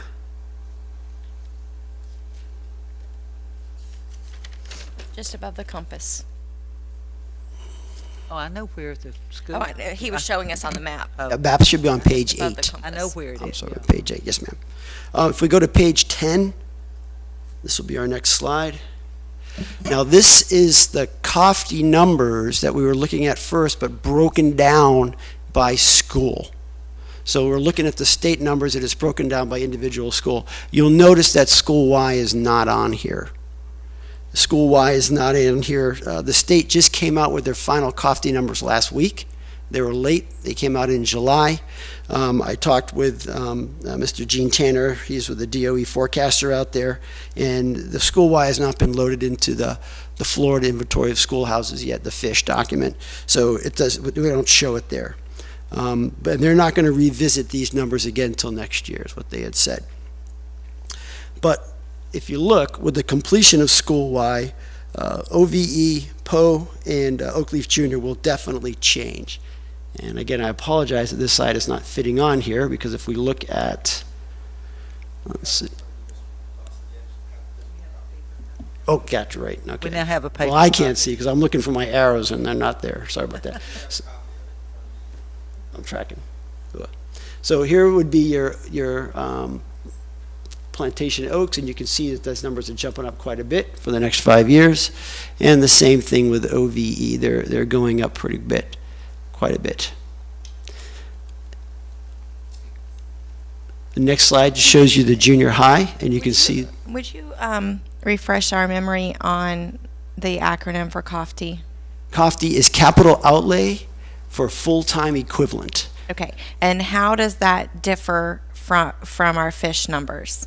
The fish numbers, that's just the size of the school that gets put in there. Not always, right? Isn't some Not of it- always, there's two different numbers, right? One could be the size of the school by classroom, and the other one could be the size of the room by the cafeteria. Cafeteria. Okay. Right, so if you're looking at Middleburg High School, they're limited by the size of the cafeteria. Right. Even though Go there's by whatever capacity was. there classroom-wise, the cafeteria just can't handle them. And we have several schools When we that are converted like that. Ridgeview from a junior high to a senior high, we had to go in and expand big Right. time. Well, and Yes, that's the ma'am. problem with Doctors Inlet Elementary and Keystone Elementary. Correct. Cafeterias are Yes. needing. The building size could handle the students, it's the cafeteria issue right now. Yes, I'm not sure at Keystone Elementary you could handle any more students either. Not Will with the parking elementary Y situation. alleviate the crowding issue at Tynes? Elementary Y, we're looking at that right now. Mr. Jim Connell I've been talking with him a little bit lately, and there's a new area called the Armstrong DRI, and it's just a little south, you know where the Publix is up there? Just a little south, there's a big rectangle piece of land that they're gonna be putting 1,000 homes in there. Now, tell me where that is. It's on Plantation Oaks Boulevard. Do you know where the Publix is? Right. Right below there, there's a large rectangular piece of land. Like It's you're the going down going It's south. just south. If you were standing at Publix and looking south, that all those trees you see is right there. Really? It's 1,000 homes that are going in there. Now, that originally is zoned for Tynes, but you can step out on the sidewalk and look at the new school. So we need to Is remove that. Tynes, is that a cafeteria issue or is that a, No, not a cafeteria issue there. And there's a lot of land at Tynes, so eventually we wanted to add a new wing or something like that, we could probably do that. okay. Okay. Now, wait, didn't you have a school dot up near there? But that's not for another 5 to 10 years. Right, that would be needed probably out in the 7 to 10 year point. There's a piece of land out there that's off of Tynes Boulevard. But we're sitting at 104% capacity at Tynes this coming school year. But remember, as the COFTE numbers show, our elementary schools are actually declining. Right. That's We'll be amazing okay to for me. a little while. Do you not, this formula where like if they were projecting, 10,000 people, you're going to have, 2.5 elementary and Yes, ma'am. 1. It's broken out like that. So if you were to, we look at it by houses, and so it's like, it's 0.488 students per home.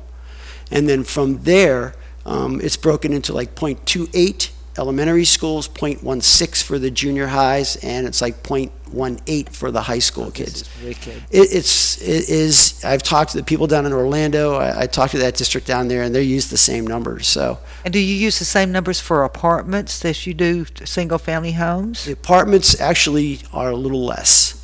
They have But less children? They have less children at the apartments, yeah, according to the data.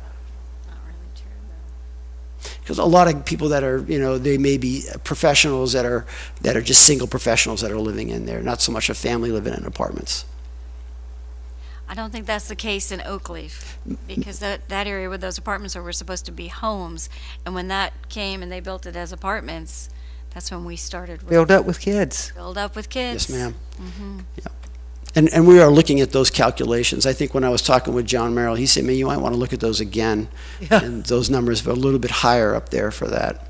Yeah. Yes, ma'am. Mr. Fosso, do these utilization numbers for 17, 18 reflect our open enrollment They do not. students? Okay, so these But percentages, those no, they do not. You're right. okay, so then they could go up, those This is schools that we advertised space Yes. at? This document is very, very fluid. Okay. And it almost changes, actually, once a quarter, I like to go in and readjust Right. it. Okay. And we had seen that earlier, because we remember you had held those up, and those numbers do change. Okay. I want to keep it as close to real time as possible without doing it every day. It's like, you Yes, just ma'am. got to stay with it, yeah. Yes, ma'am.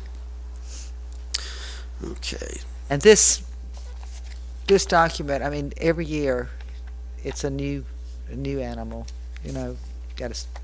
I also Things- think it's things impor- happen. People I also build think it's houses. important to note that the utilization rates are going to completely change as we redistrict for elementary Y. So as we look at this next coming school year, all these numbers talk about fluidity. All these numbers will change, and all the utilization rates will change as a Right. result of the work we're going to have to do to redistrict. Right. That's you, boss. But I'm gonna back out. I'm almost done. Sorry, boss. I just have a summary real quick. For the next 5 years shows the growth, and with the addition of new school Y redistricting efforts, we will be able to meet the demands and expectations of this growth. With exception of any questions, this does conclude my brief. No, very good, thank you. Did anybody have questions for Mr. Fossa? No, thank you, we appreciate it. Thank you. Thank you. Okay, so we'll briefly go into transportation. And as you may recall, Mr. Merrill last year came to us, talked about the schedule for replacement of buses, and part of our EFP is looking at transportation and buses. As you can see in 17-18, that we actually had, planned to be on a 10% kind of replacement schedule for buses for both ESE and regular bus management. Last year, Mr. Merrill also presented that, we haven't been able to do that every year due to the funding issues and things of that nature. So in 17-18, we will not be purchasing 8 replacement buses for ESE. After speaking with Mr. Fitzpatrick, we're going to be okay for another year to hold that off as we build elementary Y, and that's additional revenue that we can utilize to make sure that we build elementary Y on time and on budget. So also holds true for our regular bus management plan as well. We try to replace 19 and delete 19 every year. Some of you might be wondering about air conditioning on buses. We were able to, in our last order of 19 regular buses, we were able to retrofit those for air conditioning. We were also able to budget to retrofit 19 more, so 38 total buses to our fleet that are ages 2012 or newer will be actually retrofitted with air conditioning. Our ESE buses have always had air conditioning, so as we move forward with the transportation plan, we will not be purchasing buses in 17-18, but we will get back on that track for replacement and deleting things out of the fleet in 18-19. Dr. Kemp, I have a question on that. Yes. And I'm not sure what we're using as our guide, but I remember when I first got on the board, the buses had a 10-year lifespan. Mrs. Stutter, do you remember? And then it changed, and they decided that they would go longer than the 10 years, go to 12, something like that. Do you remember that? No, we just, Do we follow that? It's still a 10-year lifespan. still Mr. 10-year Fitzpatrick, lifespan. you want to elaborate? I mean, that's a great opportunity for me to learn too. so are you, on the air conditioning, is this all the buses that are in the age range? 2012. yes, Will ma'am. they all be, will all of them be air conditioned, or how many more do we have in that age range that we would still need to try to get air conditioning on? Okay, so keep in mind, this question came up at a prior board meeting, we have to look at the return on investment of the cost to retrofit the buses based on how much longer they'll be in We service. had in here 212 to Right. 2016 model. Right. Of those, is what I'm asking, is this all of them then, or are there more that fall in that range that we would still need to get air conditioning on? Now, we looked at our buses from 2012 up, and you can confirm, Mr. Correct, yeah. So all the buses that are at least 2012 or newer Right. are going to have air conditioning on them? Correct. Correct. Yeah, all the- Cool. yeah, And correct. how many buses does that leave? Cool, that was apropos. How many buses, not ESE, how many regular buses then will we have on the road that will not have air conditioning? Roughly 80 to 90, right in that area. But if you retroed them back, like the 2011 model buses have the average of about 140,000 miles on them already. Well, I mean, like you said, you've got to Yes. weigh it, and Yeah, and I can understand that. I was just wondering how many more we had out there but as we Too many. eventually buy Too new many. buses, we'll gradually solve it, but maybe Right. not in our, Didn't Dr. Kemp just say we only have 38 regular buses that have AC on them? Or do we have more than that? 'Cause- They're adding these. No, we're retrofitting 38 Okay. total. I mean, we've done 19 already of the brand new buses that were coming, and they retrofitted those back, and now we're going to retrofit another 19. Okay. Right. We have a And we're- total of So like 30. around 260 total buses Yeah. completely, and like 73 of them are ESE buses. Right. You know, Well, we're those heading in already the right AC. direction. So the question is for the regular buses, not the ESC, but the You regular. said the ESC are all air conditioned. Right. Right, so there's 50 left of the regular buses that 80. do not have AC? 50 to 80. He said 80. No, exactly right now, but yeah, around 50 to 80, right in that area. So the bus We'll drivers just still all be- try to get on the air-conditioned buses? Oh, well, yeah. How do you, We're is doing there it a by lottery as seniority. to who gets the Seniority. air-conditioned buses? Absolutely seniority. So the more senior drivers will get those. How about that? And keep in mind, as we purchase buses, when we get back on our purchase schedule, each bus is going to come with air conditioning. We're going Yeah, to be part of the right. build. Oh, for sure. From that point forward. Good. So. Any other questions on transportation portion of that? Any questions for Mr. Fitzpatrick? No. Thank you. Okay, now we're going to go into briefly talking about some of the things that Dr. Legutko talked about. Once again, the numbers, we're working with her, the numbers change. If you want to go into your EFP plan, if you go to actually page 19, that's the chart I'll look at with you. Page 19 of the plan, it's table 3.1, and it's projected new revenue. I just wanted to go over some of the revenue sources that we deal with capital programs. As you can see, the total projected revenue with all of the sources that we have for revenue is about $24,052,675. So when you take a look at that figure right there, that's where we start. So we start with 24 million. When we start looking at the uses of these funds, if we start from top to the bottom, LCIF, that's the 1.5 mil money. So that represents $15 million of that.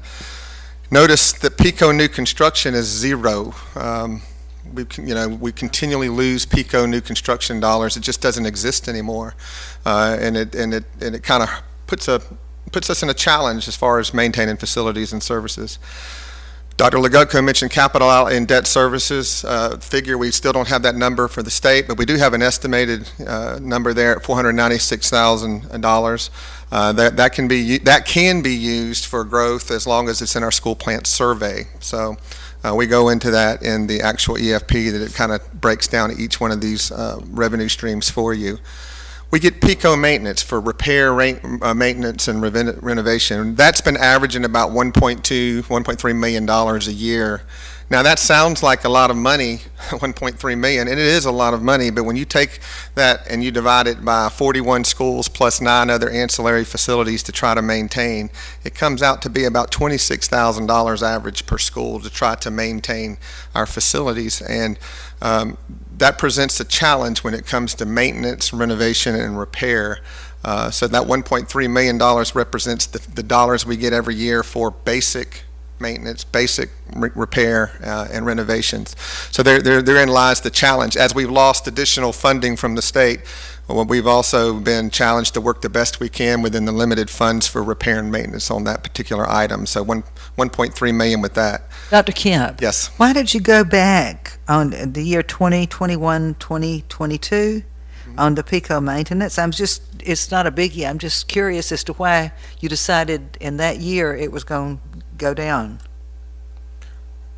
The 21, 22, those are just projected estimates out based on, those are just placeholders, Ms. Stoddard. Those are projected I estimates mean, I just as we wondered go because out. the box before, you still had it, the 1.3, and I thought, that's strange. He's got a crystal ball way out in 20. If I had a crystal ball, we'd be doing some great things. And but it averages about $1.3 million. But the further we go out, we're kind of anticipating a little less and less every year. But it all depends. It all depends on the PICO maintenance, and it all depends on what the state generates from the tax receipts. So we've been averaging $1.3 million in PICO maintenance repair. So When you take a look at that figure and you divide that up amongst trying to support 41 schools and 9 facilities, it's a challenge. Impact fees, we've talked about. Impact fees, these streams are very restricted. We can only use them for certain things. Impact fees can only be used for new growth. And you see we have $5.5 million. Our estimate's $5.5 million projected. Actually, last year ended up to be right a little less than $6 million. And Dr. Legutko mentioned in her presentation that she had it estimated at $5 million, and those are numbers that we'll tweak as we submit the final plan. But on average, we estimate $5.5 million of that, and all of that funding is going to go towards building new growth in Elementary Y. Don't we also use some of that money for debt service? Yes, we use some of that money for debt service as well. This year, we're using all of that money for Elementary Y, and we'll be looking at LCIF for debt service. And by the way, Elementary Y is a combination of impact fees and LCIF, and I'll talk about that in just one second. We also have the BCC sales surtax. That is somewhat of it's kind of an in and out, it's kind of a pass-through. That is that we get 0.08 of 1 cent out of the BCC's tax. That equates to $1.7 million, and in the interlocal agreement, it pretty much goes to Mr. McCauley and Mr. Bunkley for technology to support our schools.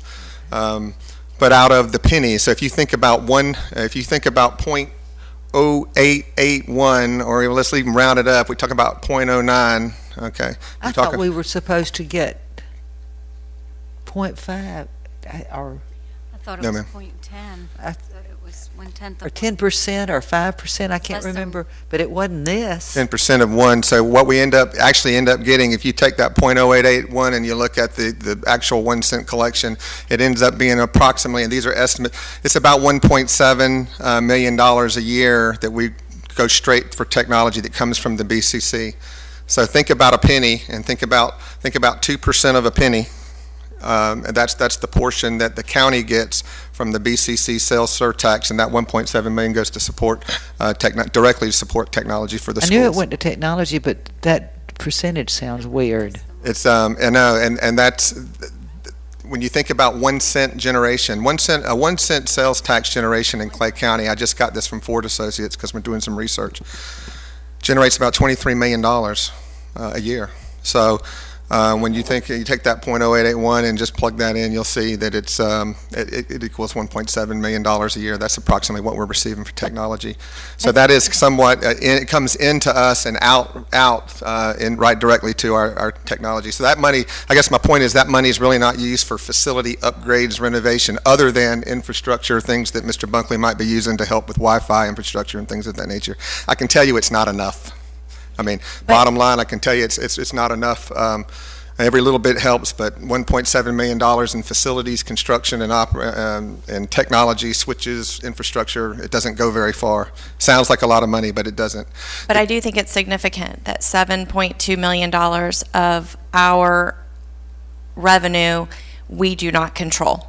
At the stroke of a vote, if you will, the BCC could take away $7.2 million from the school district, which I don't know that the public recognizes that is significant, No, the 5.5, they control the impact fees as well. They have to approve the impact fees. But they're a pass-through. They are, but But they could choose not to. Impact fees are very important for us because we count on that impact fee for projected revenue. Like I said, we know just from experience and forecasting and what Dr. Legutko and her team's been able to help us with, we know we get right under, based on the number of houses and permits that are being built and things of that nature, we're right under $6 million this year that we actually collect. We estimate conservatively because we don't want to have too many we don't want to put too many projects out there and pull them back. We'd rather have more money coming in and make adjustments at the end. But you're right, impact fees are important to us, and there's some discussion regarding right now about changing the collection fee and the revenue schedules and the PCC's decision. It is their decision. My concern during Elementary Y is that we are counting on those projections for the revenue as we build Elementary Y. Happy to work with the BCC and builders in 1819, but we were counting on every dollar in the revenue stream for our facilities, our new growth.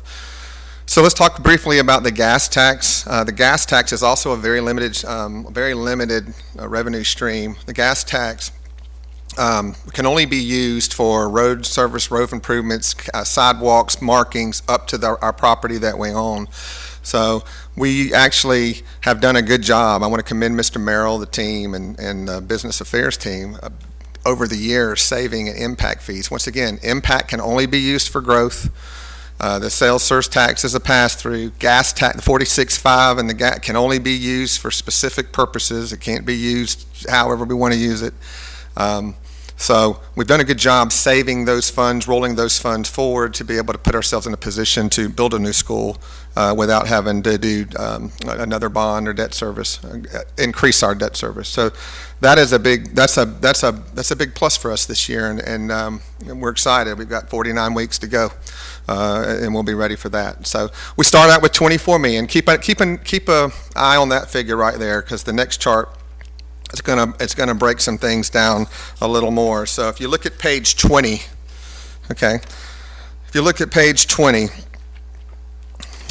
I said before that we pretty much end up with the only revenue source we have to operate with for facilities renovation and really construction. LCIF, the local capital improvement funds. I had estimated 15 million. The good news is on Tuesday, it appears that it's going to be around 16, so we'll get to make adjustments and bring some projects back in. But out of that $15 million, what we have to do, we have to repay debt service. So if you take a look at that 2017-18 column, 2017-18 column, you see we pay roughly $5.2 million in debt service to pay off debt for previous schools. We also have district-wide support. We also pull another $550,000 out of LCIF to support the ERP system and equipment district-wide. That $300,000 for equipment district-wide, I also have to commend Business Service for working with us, because in the past, that number has gotten as high as $3.4 million being reclassed, which is it's what happens when we have, it's an unintended consequences of decisions that are being made. We'll talk more about that in a minute. $550,000 in equipment district-wide to include ERP system support. And all of these things, by the way, are in the ad, are being advertised for trim. We also, out of that LCIF, we also play property and casualty and provide support for the district on that. It's approximately $1,036,000 is the estimate for property and casualty insurance, comes out of that. District-wide technology, once again, that's the BCC surtax. That's just kind of a pass-through, the $1.7 million there that goes to technology. We pay maintenance department salaries, and that salaries that are required, and there's more than just that in there. Salaries and some supplies, equipment the $2.5 million there to support the facilities of Clay County District Schools. That's part of the reclassification.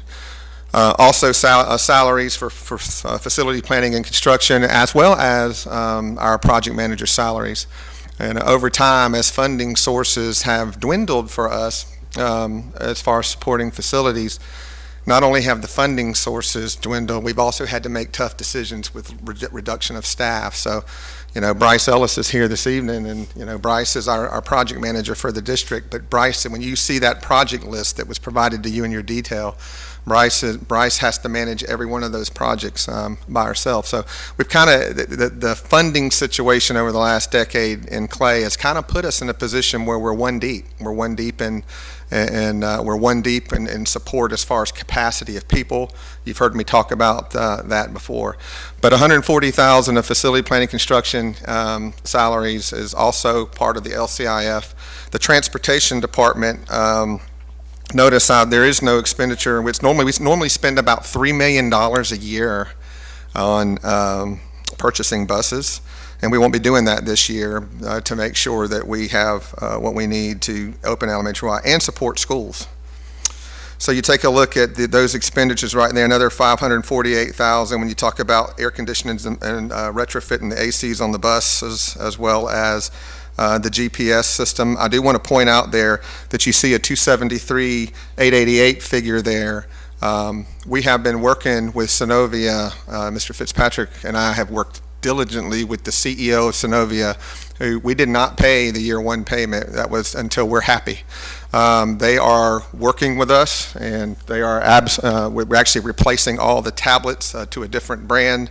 They've also agreed to provide turn-by-turn directions to all the buses, provide additional training, and also agreed to credit us for ridership and attendance, time and attendance, credit us $5 per module for that until such time we're ready to implement that. So Synovia has worked with us, and we are continue to work through those issues. Is that correct, Mr. Fitzpatrick? So as a result of that, they delayed the payment. We had the first payment was due July 1st, and I wasn't happy. And since I wasn't happy and we weren't where we wanted to be, they've worked with us, and they've delayed that until such time they're proving the solution's working. This shows 6 years. Our contract was 5 years. Yes, that And one. Are we assuming that there will be a GPS system following this after 5 years? Yes, there will be some cost, license costs and things of that nature to maintain software and software upgrades. That 6 year is just a placeholder projected. Once again, just like Dr. Legutko's figures, every year we have to put the 5-year plan together with facilities plan as well. We really focus on 1 year at a time, and we're going to come back and amend. And as the numbers change, every time a dollar changes in our funding availability, it makes us change every project, so we will balance to the T. Dr. Kemp, let me ask you a question Sure. about this GPS, because I'm trying to remember what the exact number was. Was it 580, 540? And even if you just take the 5 years, the first year was rolled into the next 4 years. So it was going to be a payment of 130 a year, Yeah, I thought it was. So where are you getting these numbers? Because this is a lot more than what our contract was for. The first annual payment was for $136,944, and it was actually, they took 5 years worth of payments and divided it amongst 4 years. Right. And So we this did is not a lot pay, more, but you we had did to not do it. pay the first year. We weren't supposed to. Right. Well, it was not supposed to be, we weren't going to be paying for it up front. Right. We were going to pay for it. Added right. into the next 4 years of $136,000 a year. That's correct. We did not pay the July 1st payment, so I had just budgeted, I have budgeted to pay the 2 years payment when we're happy, when we're problem with the You have solution. an extra $136,000 in here as well. Yes, ma'am. The last one is just a No, I'm placeholder. not talking about the last one. I'm talking about 2017, 18, 18, 19. It's too many, it's too much here. Okay, it's an estimate, and we can tweak. No, it's not an estimate, it's a contract. No, that yes, has ma'am, I an understand. exact amount over the 5 years. First year was 0. Correct. And each year was $136,000 after that, correct? I think what he's trying to explain is we're paying what we were supposed to pay July 1, which would have been last fiscal year. We're paying it this fiscal year. Right, but we weren't So there'll be supposed to pay 2. last fiscal year. The first year was Right. rolled into the other 4. So instead of taking that 530 and dividing it by 5 years, it was divided by 4 years. First year, no payment.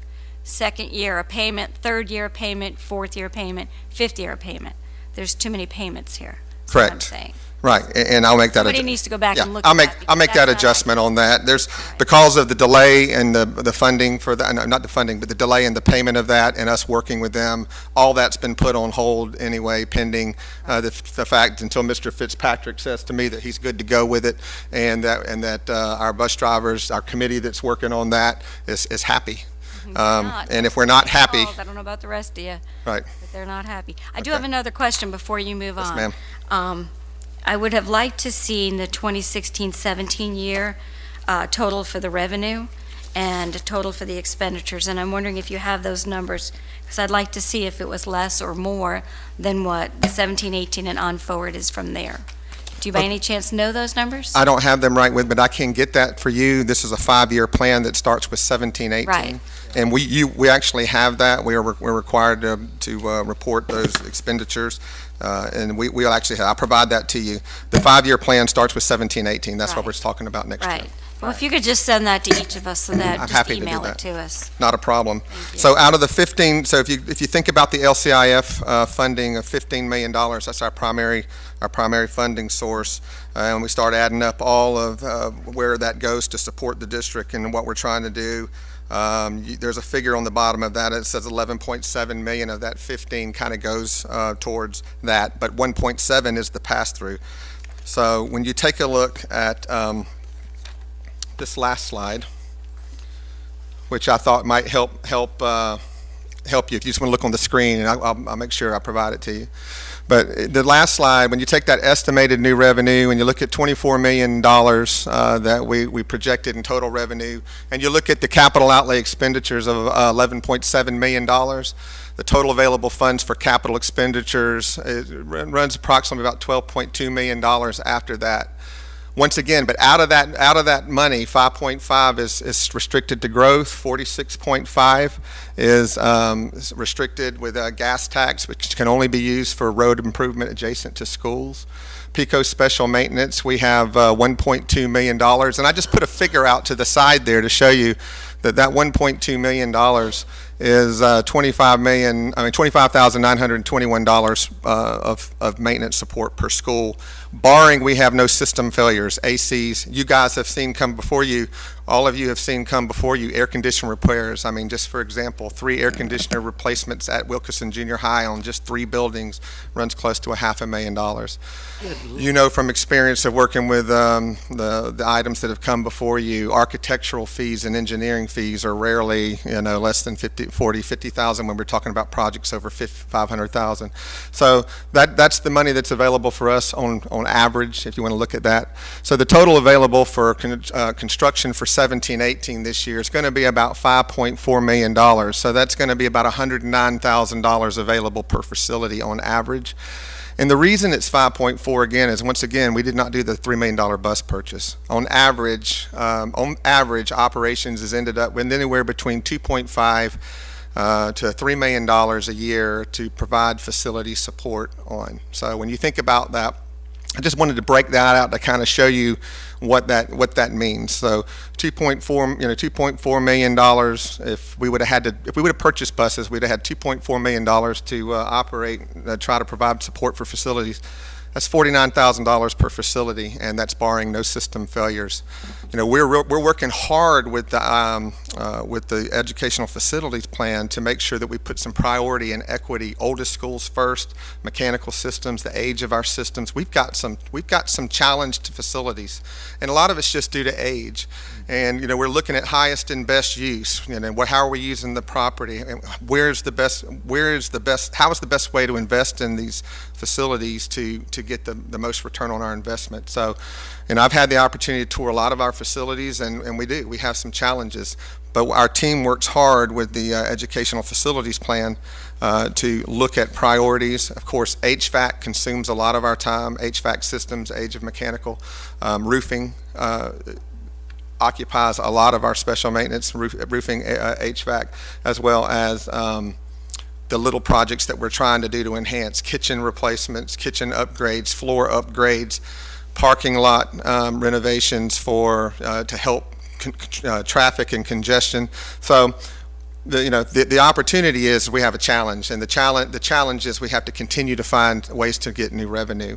So when you take a look at this, though it says, gosh, it looks like we have $15 million in LCIF. When we look at the practice of what we've had to do to make things work in Clay, we end up with very little to provide support. But that doesn't mean we can't fix it. So over time, so there's some reasons we need to. I think that we need to help create new revenue, and as part of the educational facilities plan, that's it. I mean, we're at a point in our system where we need to look at ways to create. We didn't raise impact fees as recommended. That was a decision the board and superintendent recommended not to do that, as well as we're not recommending an increase in millage rate. We have a 0.08 of 1 cent from BCC surtax. Our state funding streams for facilities are kind of diminishing. We will have some capital outlay implications for a House Bill 7069 that will further reduce our funds as charter schools become eligible for that funding and meet all those restrictions that Ms. Condon was talking about. But if we're going to continue to be competitive and relevant and provide the best facilities and provide best for our students, we need to look at ways of creating new revenues. So we take the dollars that we have and we prioritize with the project managers, the engineers, our lead techs in the field, and we take the dollars we have, and every year we build that out in the EFP. Sometimes a change in funding like we just got from Tuesday from Dr. Legutko, the millage rate's going to actually go up, so that gives us an opportunity to move 18-19 projects back into 17-18. So our team works hard. I have to commend our team, Mr. Fossa with the growth, and our project manager, Michelle Todd, Donna Mitchum, who just retired, and helping us put all this together, Becky Smith, because we have to do a lot with a little. And I appreciate everybody's patience, especially our principals in schools. They're understanding. They're starting to see, okay, here's the challenges we face. But we can work better. We can work better, more efficient, and as we find new ways as an organization to get additional revenue, we're going to be able to put our facilities in a position to compete. And that's our goal. Everything works every day. That would be the goal. Everything works every day. So with that said, any questions? I would like to ask for the last 2 slides to be sent to the board. That's not in our packet. Okay, sure. We would like, that one especially. Any questions of Dr. Kemp?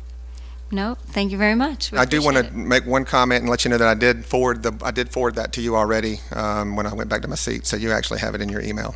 Okay, thank you so much. We, just for future, when you have a PowerPoint, we'd like a hard copy of everything that you're talking about so we can take notes. Not a problem. That's noted, and that won't happen again. Thank you. All right, our next item on the agenda is, this is our only action item. We'll need to advertise for the 2017-18 tentative budget and millage.